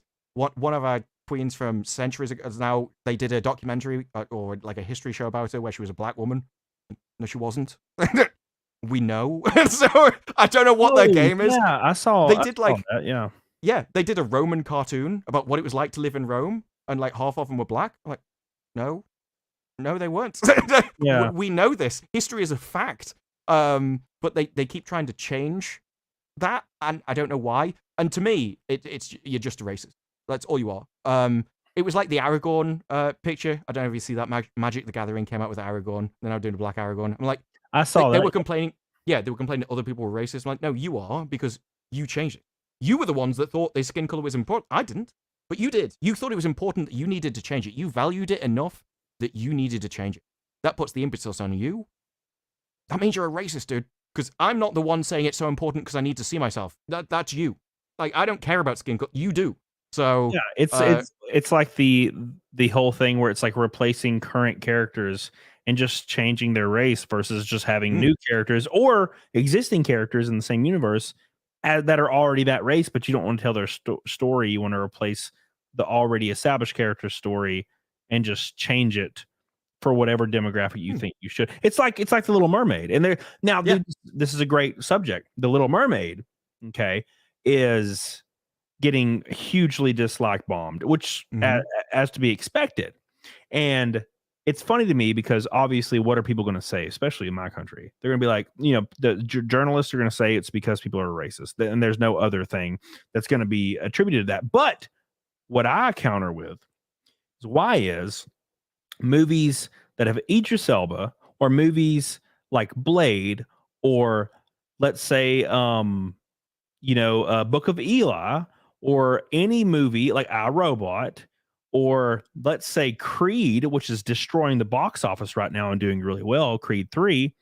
Why are movies like this successful and not getting downvote bombed and hated? If these people that are racist hate The Little Mermaid, because wouldn't they hate all these other franchises and movies because they all have black leads? It's because essentially you're taking source material, which means a lot to people because that's who the character is. Yeah. Like, if you can't have it both ways, you can't say that someone's race is incredibly important and they need to see themselves, and simultaneously changing it doesn't matter and it's not a big deal. Pick one, right? So either you're destroying what the source material was by changing it, or it's not important and therefore there's no reason for you to change it in the first place. And I think a lot of this, as I say, always comes down to self-interest. I've never seen somebody go, we need to race what this thing and race what who isn't a racist, like, every single time. But also the other when it happens, it's like I think we need more. I don't know, just pick any at random people in Hollywood in this role. They're always that every time. You pick any ethnicity, they're always that way. I think we need more people that look like me in roles. Why? Because it gives me more acting roles. There was that guy. What was he? He was in Game of Thrones. I killed his father with a crossbow. The little guy. Oh yeah. His name is Peter Dinklage. Yeah. And then they came out with the Seven Dwarfs movie, and he said, "This is disgusting. I can't believe the Seven Dwarfs. Don't you know you're really crapping on all of us?" I'm like, yeah, but that's because there's actually very limited number of acting roles for dwarves. And the more celebrity dwarves there are around, the more ones that have done big movies, the more competition you're going to have for roles. So he didn't want a big movie coming out with lots of more names because they would be competition for him in future roles. Everything comes down to self-interest. They fired. This is why whenever they say it, I'm like, it's you. You're the problem. They fired all of them. They fired all those. Exactly. He got exactly what he wanted. And you know what? It's like Formula One, like racing. There was a 40-year-old overweight woman that was angry on Twitter, and she was like, these grid girls for Formula One that are attractive and 20 years old and making a lot of money, like living their dream, being grid girls for Formula One, are being sexualized, and they all were fired. Isn't that weird? Like these women are doing what they need to do. They're using their talents and their like God-given ability to do what they need to do to make a living, and somebody that's angry about it, that's not even involved, gets offended over it because and now they don't exist. There's no more grid girls in the Formula One. It's wild. And I remember actually there was a show called This Morning where they came on and they complained like, we love what we were doing. It was our career. You've killed our career. What are you doing? Yep. And you see it in Hollywood. One of the things that you'll see push for now is a load of people go, when you become an older woman in Hollywood, there's no acting roles. I think it's more important. I think we should move away from these hot, attractive younger girls, and now we need more roles for the older. Why? Because that's what you're possible for. It's just grifting at the. It's so obvious, but everyone falls for it because we live in a culture where if you can manage to make yourself out as a victim, that gives you power, and so you only have to find the right way to spin it. Yeah, it's basically who is the most perpetual victim that exists. That's kind of where your profitability and your marketing is. Noah Sanders, sorry, I've been drinking. With the first pink boy of the damn stream, hot diggity damn, says Disparu, you're experiencing something I've heard for years. If you're not a liberal when you're young, you have no heart. If you're not a conservative when you're older, you have no head, and traditions and old values matter more as you age. And it's Sanders. Thank you so much, dude. I appreciate you. The first pink boy has been achieved, And we're now only $5.95 from Fight Milk, 100 from Naked Snake. Thank you, Noah Sanders, so much. You beautiful bastard. I love you. Mario Trujillo, another multiple one from him, says human thought needs to be built up over time. We think in extremes because it requires less thought. A few reality checks are needed to start learning, and most people are just too isolated to learn. Well, the issue is that nowadays, especially with social media, people would rather die than admit they were wrong. And that's kind of where we're at. I mean, that's part of it. But the other issue you've got is you're only as intelligent as yourself, and you've only got your own experiences and wisdom to draw on. Whereas tradition is built up of literally hundreds or thousands of years, depending on which culture you are, that goes back. And every single person improved it over time, realized what worked and what didn't, and improved it. Like, there's no way you can be more intelligent than all of those people. So leave it as it is, and maybe nudge it a bit. Yeah, it's all social media. That's what it is. Social media getting so prevalent and giving every single person a voice kind of, I think, ruined everything. Because I think the vast majority of people, back when you had to fight for a platform, you kind of had at least the intelligence to get to that, like, I guess maybe that platform.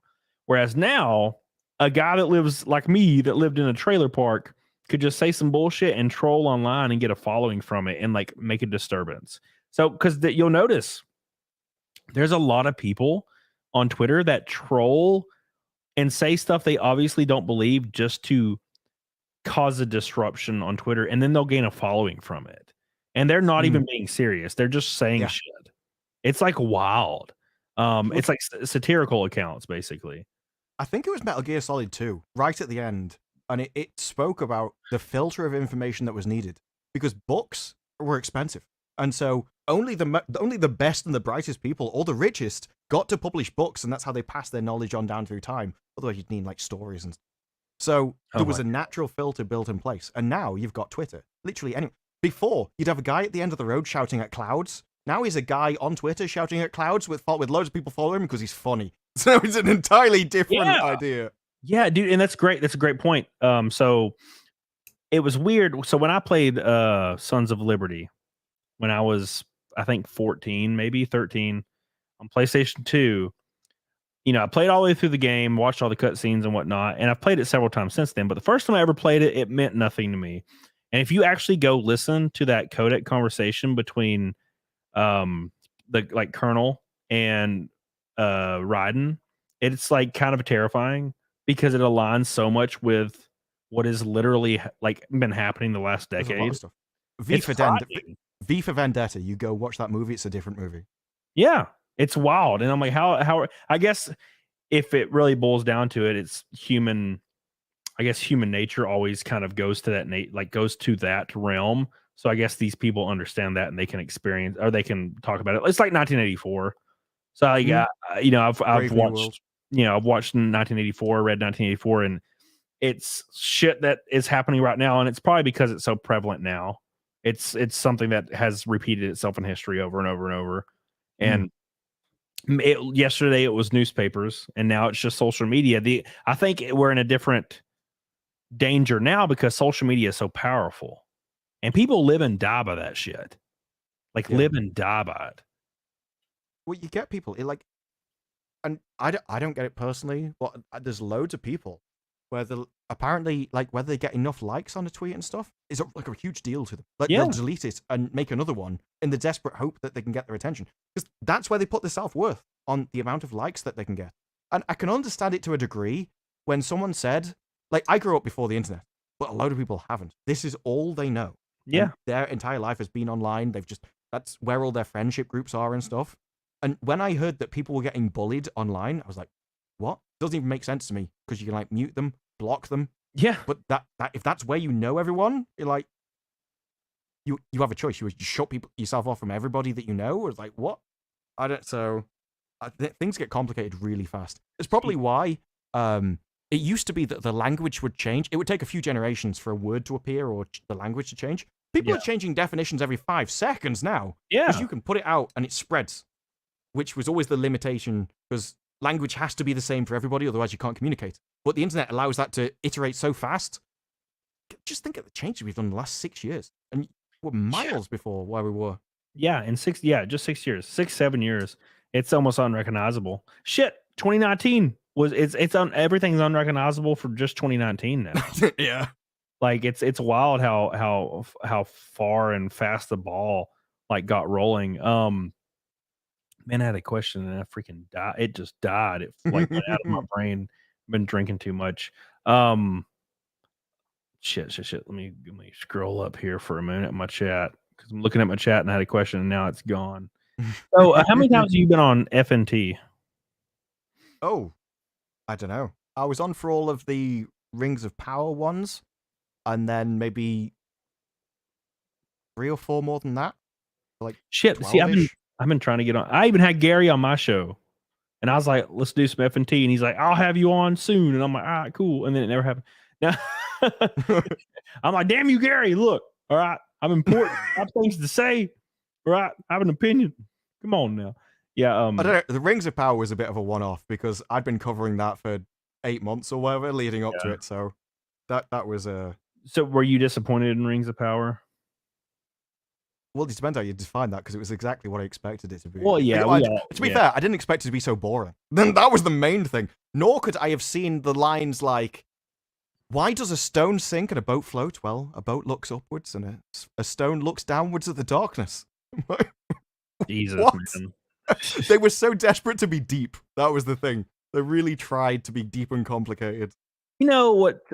Now look, I avoided Rings. I didn't even watch Rings of Power because I was so I was just not interested at all.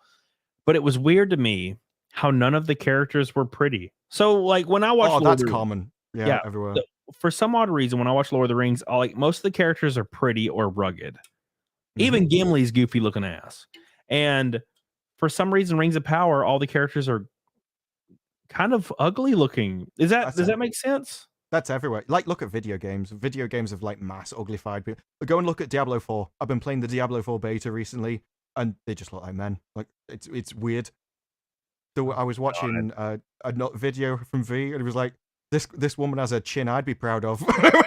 It's true. It's happened in movies and everything else. And I think part of it is literally what you've got a load of middle-aged women now writing shows for these various different things. Yeah. And I think it is literally this whole idea that we need to lower people's standards because then they might like me. I don't think it's conscious. I just think that people. The thing, Hollywood and everything used to be aspirational. So Superman was a big, massive, buff guy with loads of muscles. Everyone wants Cavill to be it. Is it because I look like Cavill? No. Does Cavill represent me? No.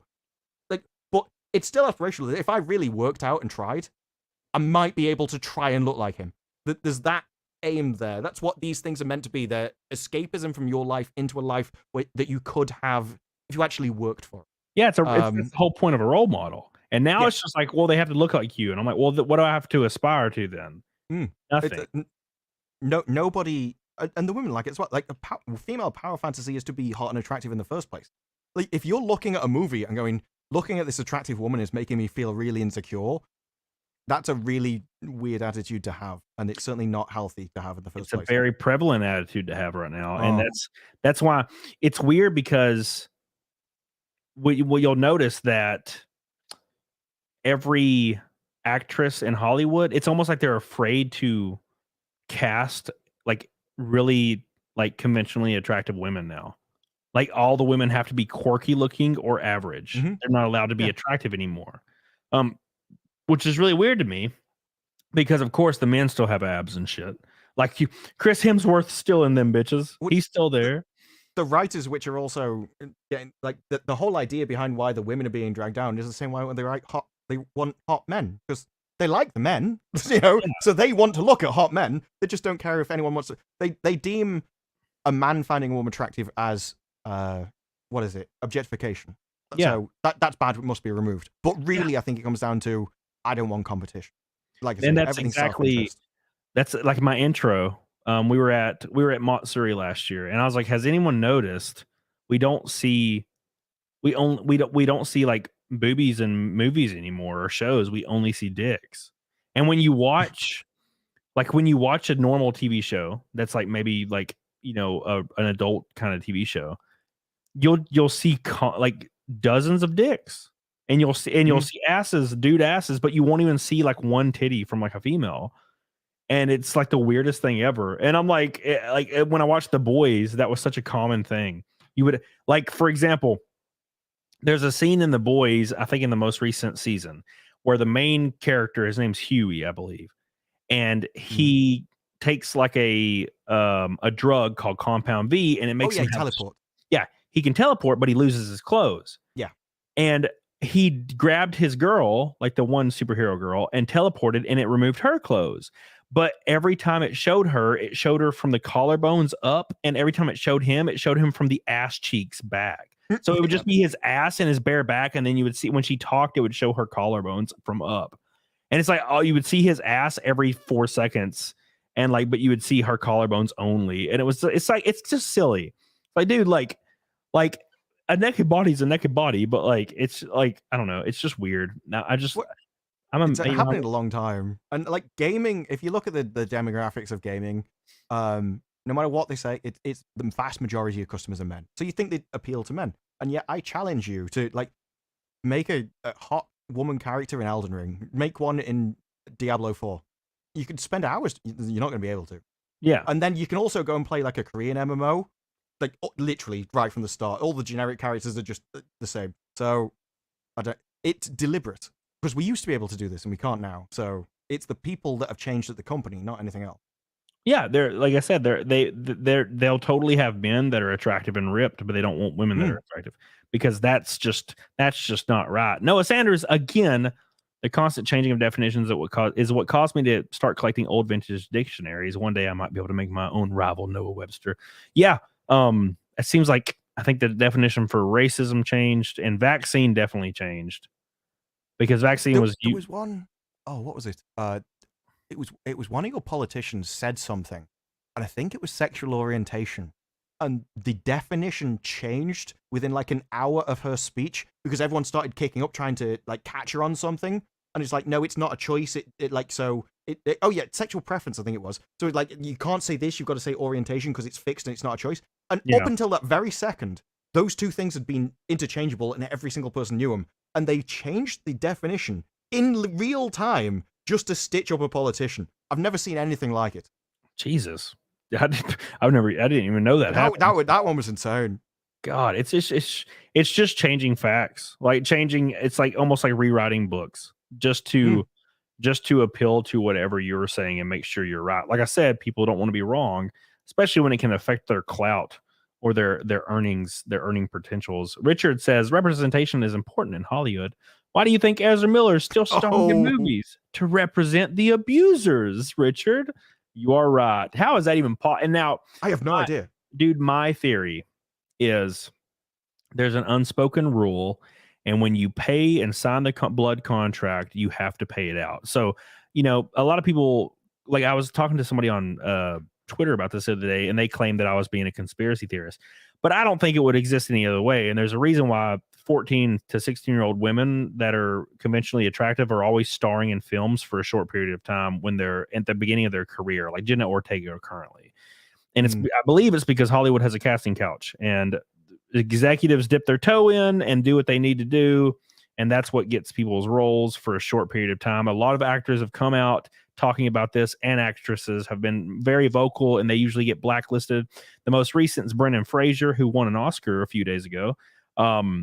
And he said this, people complain about all the time. Yeah. Like, amazing. Somebody called me a conspiracy theorist, and I'm like, no, the issue is I think Ezra Miller, he did the thing where he, you know, did whatever he was supposed to do with a team of executives, and now they have to pay out his roles that he agreed to do through these acts. And that's why he has committed several crimes and have never faced any he's never faced any consequences because he paid his dues. And I feel like that's the reason, because you'll see Henry Cavill get dropped in 2 seconds, but you know for a fact that Henry Cavill is not letting nobody do shit to him. I mean, you literally saw Gina Carano get fired for a tweet, and now you've got Ezra Miller, who literally has was it? I don't really know the American legal system, but were the federal crimes? I know there was multiple like criminal investigations going on for him. He kidnapped people. He assaulted people. He was like, I think at one point he was conversing sexually with an underage girl, or dude, I can't remember. It was a lot of stuff. It's a lot of stuff. There's too much. I just saw the video of him picking up someone by the throat and throwing him to the ground. I'm like, that's enough. I'm done. Yeah. I don't need any more explanation than that. Thanks. No more for the movie. So he's like the one guy that just survives everything. It's like if a nuclear bomb went off, he'd probably walk out of the blast radius at this point. I don't know how he does it. It's freaking wild. Soul Rebel Studio says, "Can I hear? Oh my god! You want me to do the snake voice? Oh my god, Colonel. There you go. I appreciate you, Soul Rebel Studios. I love you. We almost got to halfway to Fight Milk. We got a few minutes left before we close it out, though. But we are about halfway to Fight Milk. We got close. Says Daniel Oates and Local says, how has Ezra Miller never caught a charge for being a Flash? I think he's been charged, but it's like one of those things where, for example, Jesse Smollett, he's a great example because it's so like widely known. He was charged and he was convicted, I think, of 8 to 9 months in prison, and he served 6 days. Now, it's because he's a celebrity and his connections in Hollywood and in the government, because he actually traveled with a bunch of politicians a couple years prior. You can go back a few years to Paris Hilton, who was convicted and sentenced to, I think, 6 months in prison. She served 3 days. So there's an obvious system here where celebrities, they don't have to go to jail. I mean, look at Roman Polanski. He just moved to a different country, and he still lives there right now after the heinous shit that he allegedly did. So like, they're held to a different standard. Like I would get, dude, if I did something crazy, you best believe they would capture my ass and fly me back to America and then put me in a jail cell to rot. Yep. Because I'm not part of that elite group of people. It's just how it is, man. The funniest thing I've ever seen from Ezra Miller, and I've used the clip before, is him sitting in a car talking about some group in America, and he calls himself the Mad Goose Wizard. That's his own title he gave himself. Like that guy is so the Mad Goose Wizard. He's like, I'm Ezra Miller, the Mad Goose Wizard. I'm like, what are you even talking about? And he just says it as if, everybody knows me as this. Like it was a movie title or something. It was bizarre. But that reminds me of freaking Jared Leto. Somebody said, what did Paris Hilton do? She had 18 DUIs, I think, and she eventually got sentenced to prison because she just had so damn many. But that reminds me of Jared Leto. He like did this thing where he went on like some trip and paid a bunch of people. It was either fans or he paid a bunch of people to follow him around and treat him like the Messiah. And there's like photos, like a bunch of photo sets of him in like robes, and people are worshiping him. And I'm like, is this real? Like, did this really happen? Like, what the fuck? I don't know. That seems like something to be really common in Hollywood. Well, it's like Michael Jackson. There were several occasions where Michael Jackson would rent out entire stores, or he would rent out movie theaters or like amusement parks, and he would pay people to act like they are other people in the park to just be people, but they're not actual people. Like the most popular, it's all filmed. And there was he rented out a grocery store and paid a bunch of people like that were cousins, like distant cousins of his family, to act like they were shoppers. And he would just walked around the grocery store and just shopped because he wanted to go to the grocery store like real people. And he just paid people that he knew from his family to be grocery shoppers. It's the weirdest shit. I mean, it is to us, but on the other hand, it's like he can't go to a grocery store and have that experience. Like, that's actually unusual to him, because if he went, he'd just be surrounded by people. Everyone would want his autograph, so he wouldn't be able to go. He'd have to get someone else to go with him. So it's a unique thing for him. It's very, very unique, yeah.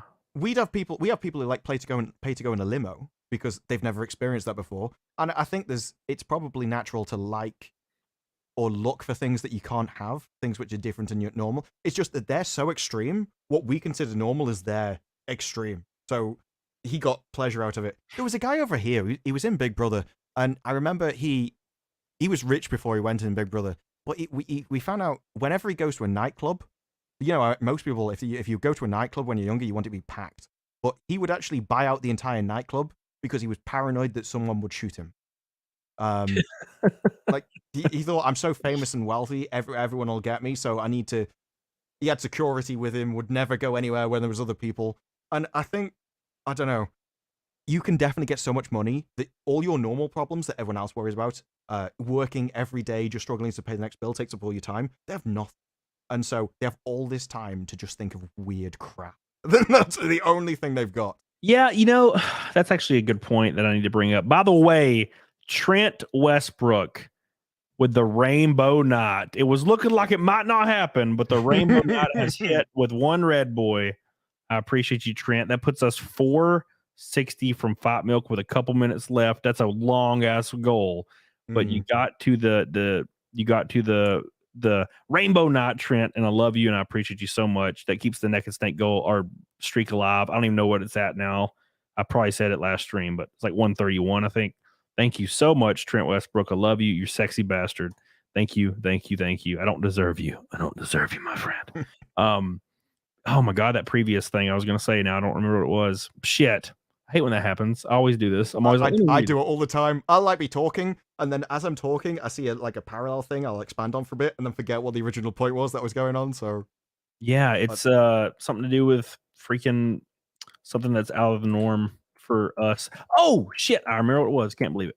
So it's this thing where I was talking to somebody recently, and they're kind of down, like emotionally down and mentally just not in, they're depressed, right?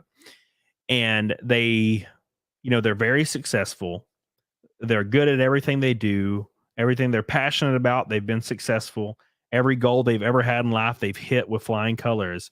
And now they're comfortable, right? Like they're wealthy. They're super comfortable. They don't have any worries in the world, and they're ultra depressed. And it's almost like I was like talking to him. I'm like, what is it? Is it because like you don't have anything else to strive for? I guess this is what keeps humans going, right? Something to push forward to. Mm-hmm. And it's like, I call it the Kurt Cobain theory, because Kurt Cobain was like, well, he was always battling with depression and suicidal thoughts. And then he's like, well, I'm going to start a band. And he starts his band. He's like, I just want to be successful. He starts becoming successful. And then he's like, okay, well, I want to become a huge band. And then Nirvana becomes the biggest band in existence ever at that point, and almost since then. Like, so now what do you do? It's like, well, you can't do anything. You can't do. I mean, if you can go win an Oscar and you're still not as you're being the biggest band that has ever existed is still more important than winning a freaking Oscar. So, like, what do you do at this point? You're just you've made it. And when certain people that have that mindset, when they accomplish that thing, they're like, well, fuck, I don't know what to do now. And then they start battling with suicidal thoughts because, like, well, I don't have any purpose now. And that's what I was kind of talking to them about. I'm like, well, there's something you don't have anything to shoot towards now. So, like, what do you do now? And that's kind of like, and I've been there. Like when I first blew up on YouTube, I was like, okay, now I don't know what to do. Like, everything's going well, but I don't know what to do. Right. So this is like a problem with society. I like, because I'm not religious, but I share most of my values with Christianity. We'd agree on like nearly everything. But when I was younger, it was something I didn't value, and now I'm like, no, I actually think it's vitally important for most people. And if you actually don't have that, it allows other worse ideas to fill whatever hole there is in humanity that fills for people. Yeah. And so I think most people agree, like, your whole SJW stuff is generally a religion. They even have like the idea of original sin and stuff. So it's been replaced by one thing. So having a good belief system, whether it's true or not, and I'm not making a judgment on that one way or the other, it sort of immunizes you against bad ideas by giving you good ideas. And I think there's a need within people to have something bigger than yourself. And it doesn't really matter what it is. You need some kind of motivation to go into the next day and carry on achieving. And for most people, that's a family. That's as much as that's what that motivation is for in the first place. It's just, I don't think evolution ever planned for people or us to have technology that could concentrate such a huge amount of resources into one person where they would never need to struggle. Because you could have Genghis Khan. He like populated half of his entire kingdom or something. The amount of people related to that guy is insane. And he was just always driven to conquer more. But you can't do that in modern times. So you have all these people that are driven, and there's literally nothing else to move them into the next day. So that's why I think they tend to go for like weird stuff, because they're the only things left for them, whether there's actually any life to it or not. So you're saying like organized religion will keep people from feeling that, like, yeah, like I'm not dread. religious, but I really value it as an idea. Like my entire country is based upon it. Your country is based upon British ideas, which you then build upon as a foundation to move forward into other stuff. So like Christianity is the foundation of a lot of countries, and yeah, I think there's something in people which requires us to believe in something greater than ourselves, and so religion can fill that, which is like has good ideas, which is built up over centuries. Or if you don't have that, you're likely to fall for something else, which won't have percolated over centuries, has probably come from some fool down the road who doesn't know what they're talking about, and is almost inevitably going to be worse. And so I really value it's just I don't really have the need for that. And there's always the problem when you're like, well, I'm the exception to the rule. But it's like, I mean, I don't know. I don't know what to tell you. I don't fall for one. Maybe I do and don't know about it, but I definitely think there's an advantage, a huge advantage. And I actually think if you look at society, then you can see the effects of that. Because all this stuff came around when countries fell away from that, and they began to see themselves as the center of the universe rather than something else. Yeah. So I grew up in a place that was really religious, and I was when I was a kid I was religious, but then I became more secular as I got older, and I feel like you're right. Whereas the more people that would struggle with that existential crisis deal would be people that are secular, because if this is like finite and like you're kind of bored, you're like, like this is the peak, man. Like you've accomplished everything you want to accomplish, and you're like, without being secular and also achieving everything that you set your mind to, and not really having another route to go because you've already did the things, it's kind of like terrifying. That's when it's like, okay, now it's time to travel. And luckily I started professionally like racing in like I'm sure you've heard of NASCAR before, but yes, that's the one that just turns left, isn't it? Yes. Well, most of the time, yeah. I started racing in like a minor series like that and working my way up, and I love it. It's because I've always been very interested in auto racing, like Formula One and like NASCAR and stuff, my whole life. So I started like actually working towards it, and pretty much bankrupting myself and going towards the goal. And it like I always feel great. I can't wait for it. But the unfortunate truth is, during the off season, the 4-month off season during winter, there's nothing happening, and I get like really down, and I'm like just kind of lame. Everything's lame. Yeah. But then it comes around. I have a race in 2 weeks now, and I cannot wait. I'm so excited to get out there and just give it hell. And then it's all year. It's like 20 something races all year, and I'm so excited. And I don't ever get in that way. But then the end of the year hits. But it's something I'm going to be pushing forward like years and years, because it was originally just YouTube, and then once when you achieve the YouTube, like when like I feel like getting to 100K on YouTube is winning. That you kind of won the YouTube game. And now obviously getting to 1 million's like freaking wild to even think about. But the amount of people that get to 100,000, the percentage is so small that it's like mind-boggling. And you don't really think about it very often. Like there's millions and millions and millions of channels, and the amount of channels that are at 100,000 are like 0.0004% of that. If you look at Twitch, if you get like 3 viewers on Twitch, something like that, you're in like the top 4% or something stupid. It's absolutely insane how the numbers work for things. Yeah, but Twitch, those bastards, they didn't partner me. I had an average viewers of 100, and they wouldn't need 75. Yeah,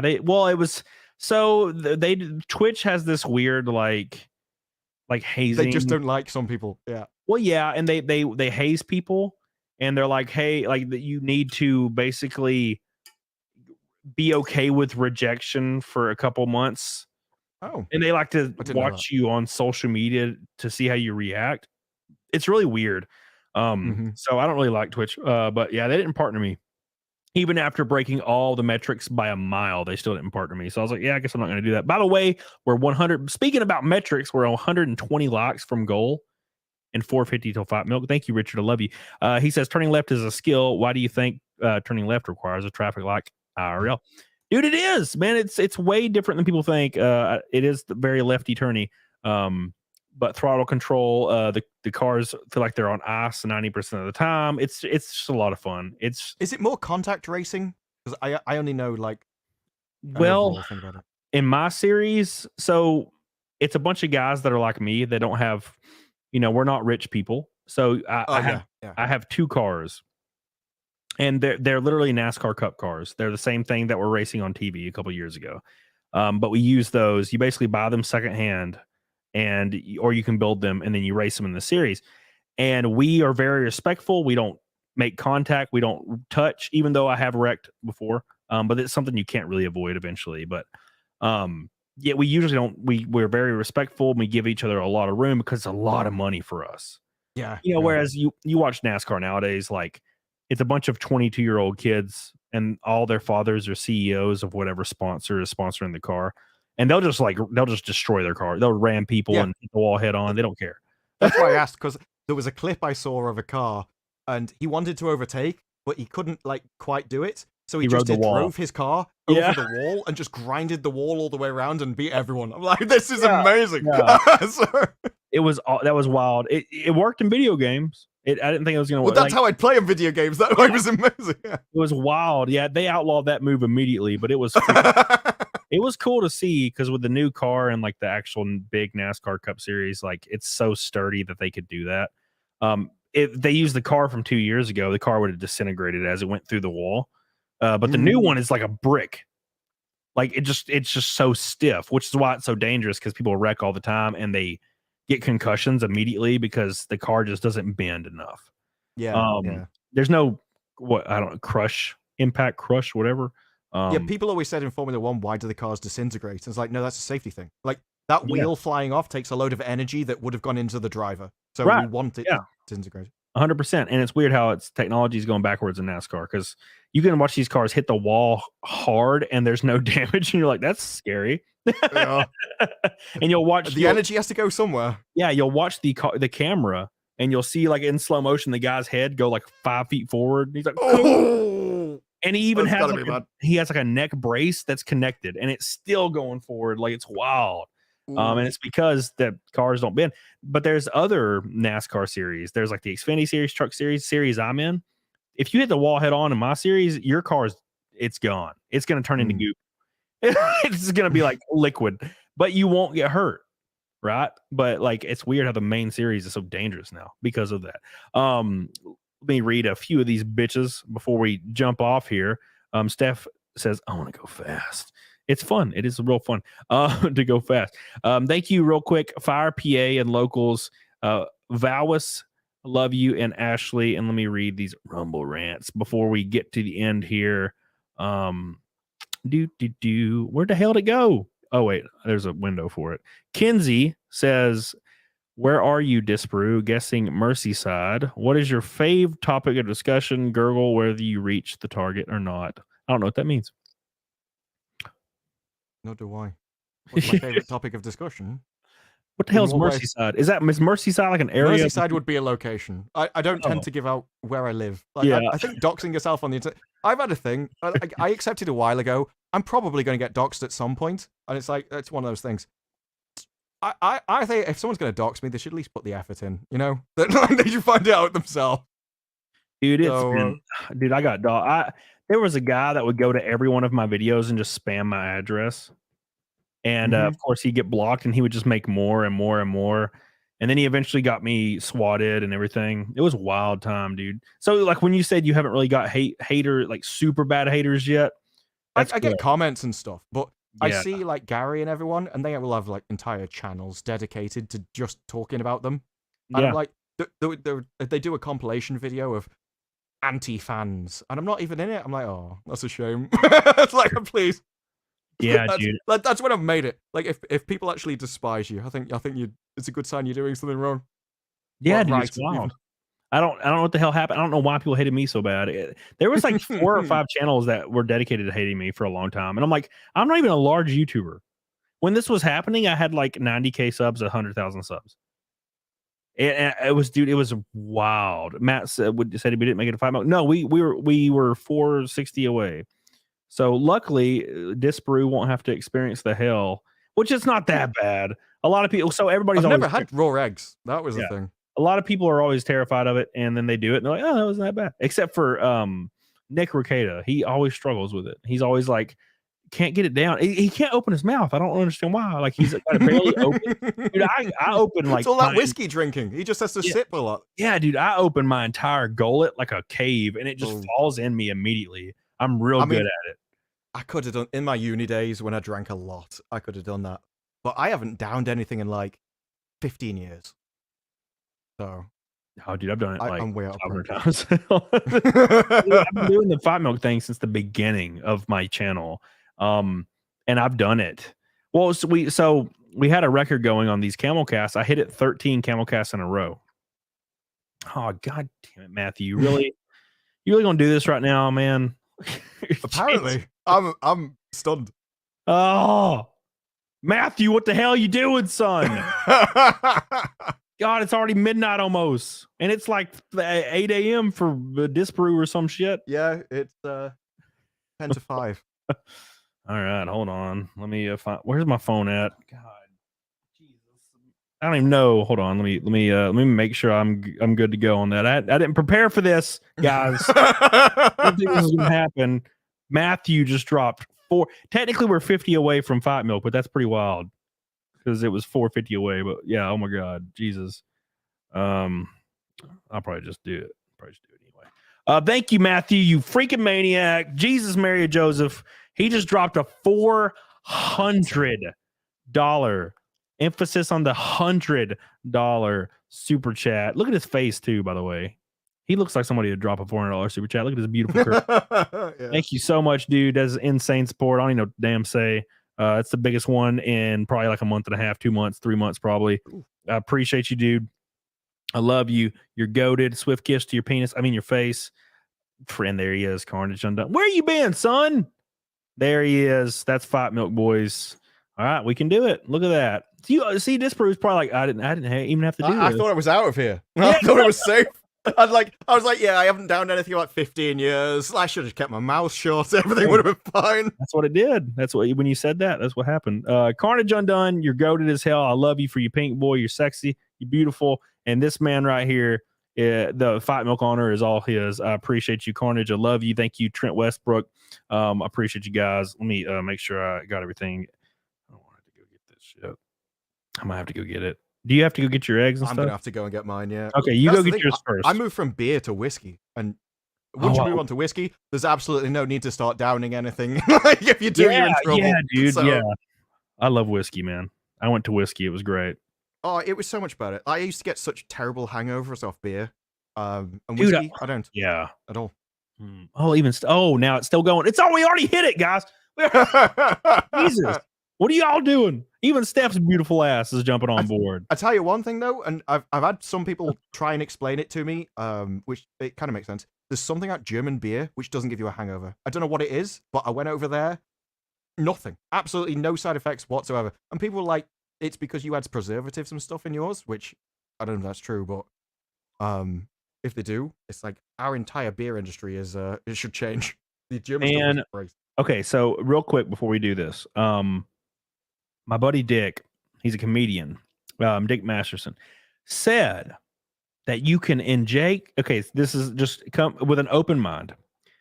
You can inject saline into your nutsack and like inflate it to the size of a basketball. And this is real, by the way. This isn't Why would you want to? Now, that's the point. You can do that and you can drink until you black out and you won't have a hangover because the saline will be absorbed into your body. Oh. Now, I have heard that it's fairly common in medical school that when they drink, they hook up a saline drip to prevent a hangover. I don't know whether that's true, but I've heard multiple people say it to me. So either it's one of them really common rumors or it's true. And I've also heard people who went to medical school say it. So I don't know. Oh my god. Saline balls. I mean, you know about nutsack. The only thing I knew with nutsack is there was, I think it was Jimmy Carr said that's what we should test anti-aging cream on. Like if you can get the wrinkles out of those, I'll give you the money myself. Oh, you'd be good. Yeah, just rub. It's like... Put stem cells all over them. All over them, because that's what it is. Black Soul Rebel says, Disparu, you drinking that egg? Thank you. I love you, Soul Rebel. And thank you, Steph. Yeah, you go ahead and go get yours first, and then I'll go get mine so I can talk to this goofy chat. Thank you guys so much. I did not expect it. That's the 14th stream in a row for Fight Milk. Everybody, I need everybody in the chat. Steph, I love you. Soul Rebel, I love you. I appreciate you guys. Carnage, I love you. I need everybody in the chat giving this man right here some love for dropping this insane, way too over the top super chat. Holy dick and balls. I love you and I appreciate you. It's called the banana bag, Bella Maddies. Damn. The banana bag. Thank you so much, dude. Without you, I am nothing. Thank you so much, dude. That's wild. That is wild. And by the way, guys, we are 90 likes. 90 likes from 1,000. Monday, the next CamelCast should be Critical Drinker. It should be. I have 2 tentatives scheduled. Because it's kind of like really fluid. Scheduling stuff is very fluid, I've noticed. But it should be Critical Drinker, and if not, I do have another guy lined up 100%. So we'll be good to go regardless. Might bring on both, to be honest. So Al Guang, I love you, baby. I appreciate you, dude. Hell yeah. It's gonna be a lot of fun, dude. So get your locks up. Get the locks to 1,000 so we can cap off the night with a bunch of positives and get on it, doggone it. Where can I sell one of my kidneys? Oh my god, I didn't know this is gonna blow up so much. My god. Oh my god. All right, cool. All right, thank you, Fire PA. Damn, that red boy is pretty. Yes, I agree. Lacey said, oh, where'd it go? Said, so excited for this. Disparu finally finna say hell to US and Bama. This is all about, man, learning. It's funny learning about the UK from somebody actually from the UK. It just sounds even scarier than it was. Oh, I need to get Dick on. Yeah, for sure. That'll be fun. That'll be the unsubscribed podcast for sure. Lie through your balls. It's something to do. Okay, so Becca, it's something to do with hydration, right? So when you're not hydrated, like you piss fire, right? That's the whole point, right, Becca? So I mean, it has to have something with that. Smash the like button, Grifty. Thank you, dude. Sam Hyde, I wish. Get your Fight Milk ready, you handsome bitch. Yeah, I'm gonna wait till Disparu gets back and then I'm gonna go. I wish I could get Sam Hyde on, but I doubt he would even respond to my DMs. And he'd probably just troll me or something crazy. Mr. Candyman. I'd love it. What is this? BB. Oh, what a great album. Hubba, hubba, hubba. Why not through your balls? What the hell you mean, Richard? What the hell you mean? 60 likes away, boys. Get on it, dog. Ann says no, they can say I'll do that on locals. Actually, no, I'll take my shirt off. I'll do it for I'll do Naked Snake right before I do Fight Milk. It'll be a shorter version of Naked Snake, but yeah, I'll do it anyway. All right, Disparu, you got yours. Now I'm gonna go get mine while you yeah. Oh, you already don't drink it yet, damn it. No, I know, but I've got it. You this did a looks great weird. job.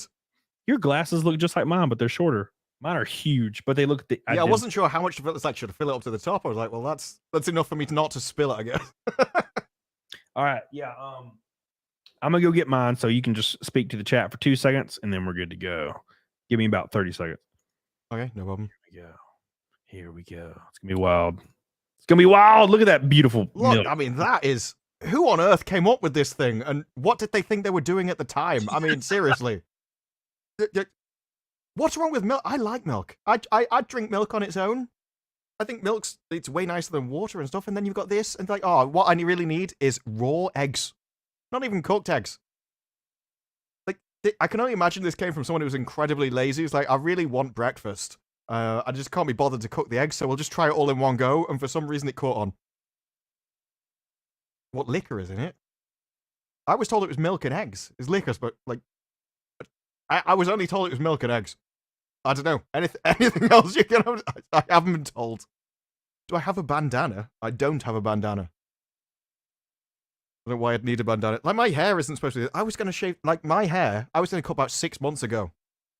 I mean, obviously that hasn't happened. But it's not for lack of intention. It just never happened. One thing with me is I'll be like, yeah, I'll do that. Then I just have something better to do. I was even going to... I was going to do it today, and then I ended up putting a video out instead. It's like, get whiskey? How much whiskey goes in it? I was never told about whiskey. If he wants whiskey in it, I'll add whiskey in it. I have no idea to how much to even pour in it. Gotta add the liquor. I literally asked him on Twitter what goes into it, and he said milk and eggs. It is lucky that I always have whiskey around then if it is. All right, boys. Is alcohol supposed to go in this? Chat are saying I'm supposed to have liquor in it. I do, but like the last 6 people I've had on the CAMELCAST didn't drink alcohol. So I just have it do. So like how much alcohol goes in it? Like I usually put like I put a dabble, so like a shot or a half shot or something. Okay. I'll be back. All right, boys. That's going to make it truly disgusting. Yep. All right, I'm gonna make mine real quick, but first, actually, let me naked snake it time. All right, it's gonna be a very short naked snake. You guys ready for this? You ready for my very short naked snake? Here we go. You guys ready? Oh shit! Turn it down a little bit. I'm gonna take this off, and then we're gonna get the fight milk ready.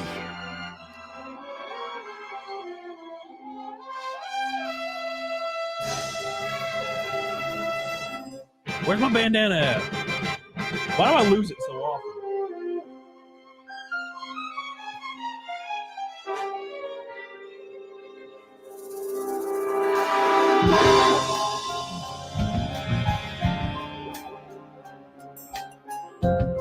You guys ready? A very short naked snake today. What a thrill with darkness and silence through the night. What a thrill. All right, boys, it's that time. Here we go. What a feeling in my heart. I can barely hear it. But you're so sweet. All right, you guys get ready for this. We're gonna do some fight milk.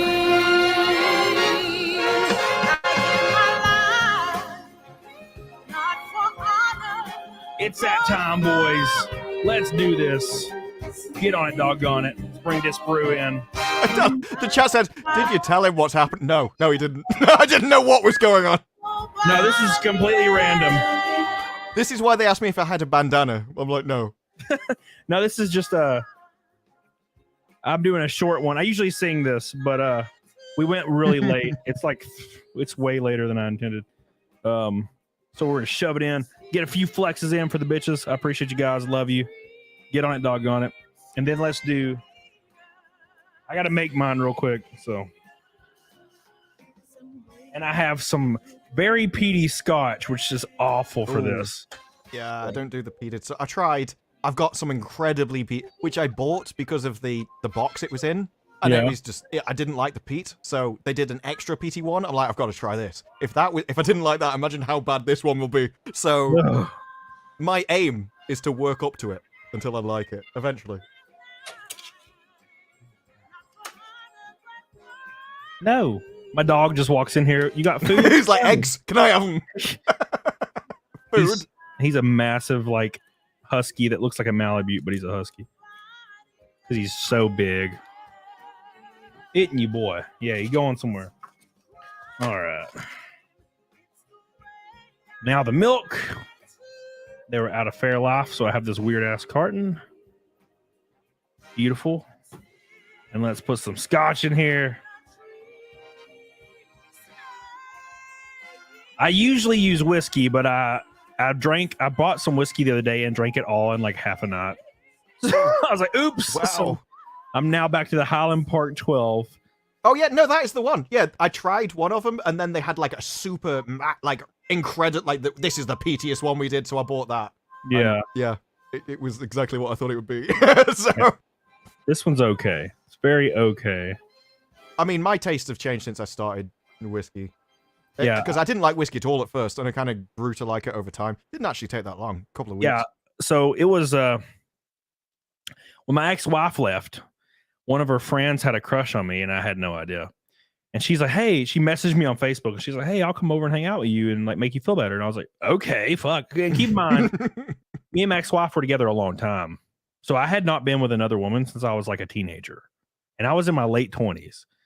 And she comes over and she was such an attractive girl. She was like 6 foot tall and had like blonde hair and was in amazing shape, like volleyball shape.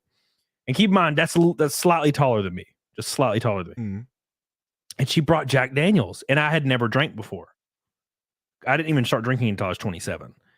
Wow. Oh, okay. So I started drinking Jack Daniels and hanging, and then it was, of course, things happened. And I started drinking Jack Daniels, and I drank it for years until Nick Ricada made fun of me. And now I'm starting to changing it up. And now I was drinking some Woodland Reserve the other night, and I got blackout drunk on some whiskey he gave me that was 65% alcohol. I blacked out. It was rough. Not surprised. All right, let's cap this bitch off. We're 50 likes away, boys. We're 50 likes away, okay, from the goal. Thank you, Fire PA, for the Locals dono, by the way. Oh, by the way, guys, real quick, because Locals is pissed at me. Fuck, I forgot to mention this. My Locals partner is like, what the fuck? If you are not supporting me on Locals for the $5 like tier a month, or the $50 for a year and you get 2 free months, you're not doing that. And if you can afford it and it doesn't put you in any kind of weird way, and you want to support me a way that gives me 90% of that income, get on Locals. I put a lot of stuff on there. I do streams on there. It's a really, really great platform, and it helps me out a lot. And I'm at like 2% conversion rate right now. And they're like, what the fuck? You're fired. So get on it, doggone it. Help your boy out and give him some kisses on his pee-pee. All right. Like the stream. We're going to do some fight milk, guys. Let's get on it, doggone it. It's going to be a lot of fun. All right. So this is pretty easy. It's not as bad as you think, but kill it in one go. If you can probably, you'll probably be fine. Kill it in one go. And I'll tell you when it's going to, you ever played Doom 2016? Yes. Okay. So when BFG Division, when it starts going ham, the beat drops and it's like just chug it right when it happens, and I'll say when anyway. But it's gonna be some fun. This is the end of the stream, bitches. Make sure you give it some likes. Go follow my boy Disparu. How much whiskey did you put in it? I can smell it. Is it enough? I'm like, wow. Okay, maybe a little bit more. Good, perfect. Let me do this instead. I just put my new shirt on. Let's not use that as my drippy rag. All right, boys. Appreciate you guys watching the CAMELCAST tonight. We'll have a few words after this. Get the hell on it, doggone it. I appreciate you, Disparu. I hope you enjoy the concoction. Probably not. Here's to the future.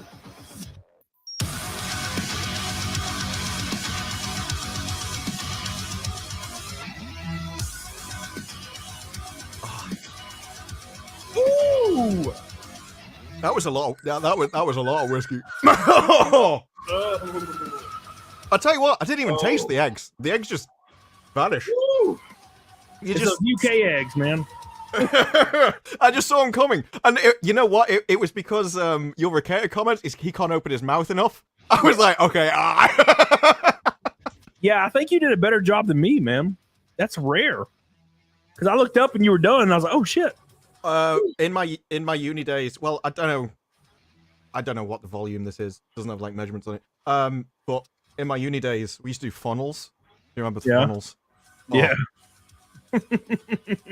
If anyone's never done it, it's literally a funnel with a tube, and they fill the funnel up with like anything they have happen to handy, and the tube goes down, and it's just like all the way.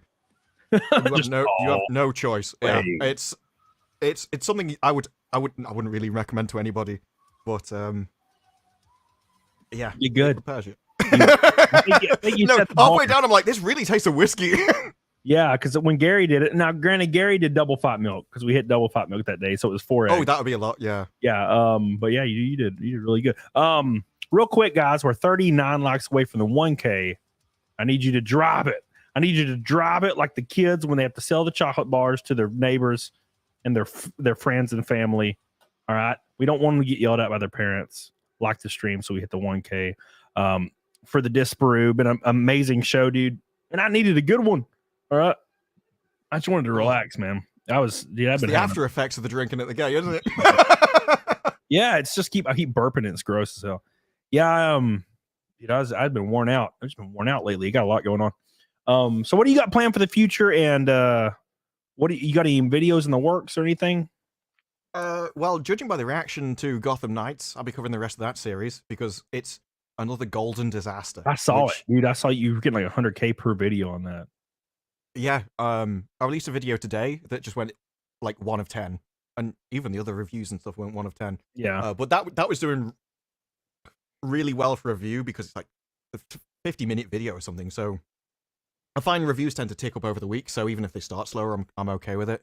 But yeah, I'm definitely gonna be covering that because I really love I don't think anything will top the comedy TV series like Willow and She-Hulk and stuff where they try and be funny because they're just not. yeah. But, if something's really awful, I think it's entertaining anyway. So there's that. I also want to talk about, if I can find enough stuff to talk about, the Wednesday Jenna Ortega stuff.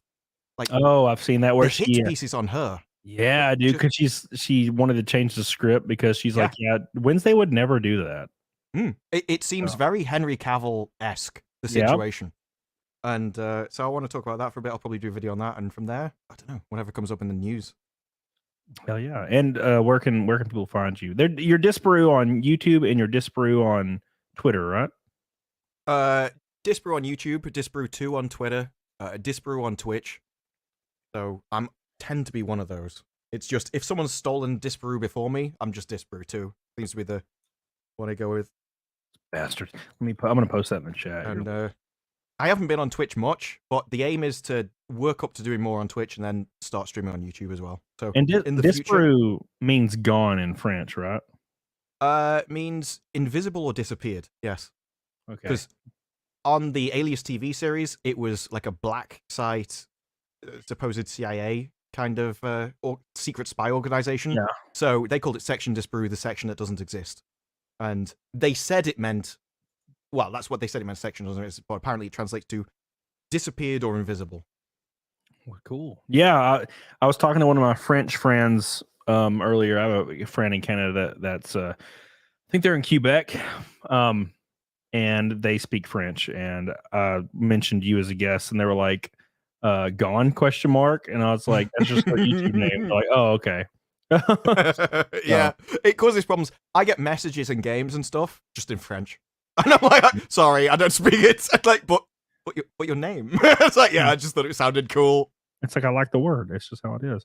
Well, hell yeah, dude. I appreciate it, man. I look forward to watching your stuff, and I'll probably ask for you to come on again, or be great. Bring. I think Nick said he wanted you to come on one of the Friday shows.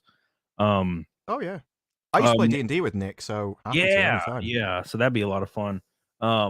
But yeah, he told me he said you would be a fantastic guest. So I was like, oh hell yeah. So I appreciate you coming on, dude. It was a lot of fun, a lot of good talking.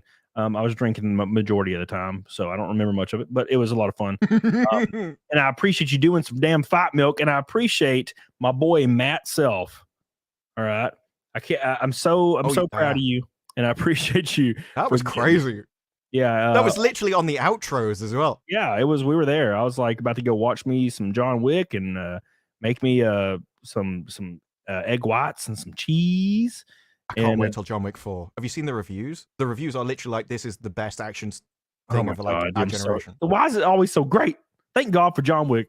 I mean, I'm really hoping it's accurate because 3, it wasn't it. 2's my favorite. 1's incredible, but I still prefer 2.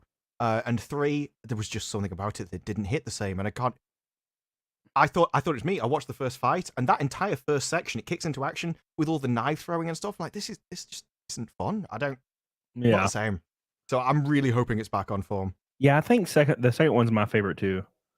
Just something about it. It felt the whole really tunnel section with like it kicks in with the music. I love that music just on its own. The catacombs. Yeah, dude. And it's been built up with the whole like the British butler kind of thing. So, what would you like for dessert, sir? Oh, I love it. That's so awesome. Yeah. He's like, dessert. And he's like, oh, dessert. And he pulls out the knives. Oh, dude. And I love it because it's the freaking dude from Shaun of the Dead. It's Pete. Pete. Sort your life out, mate.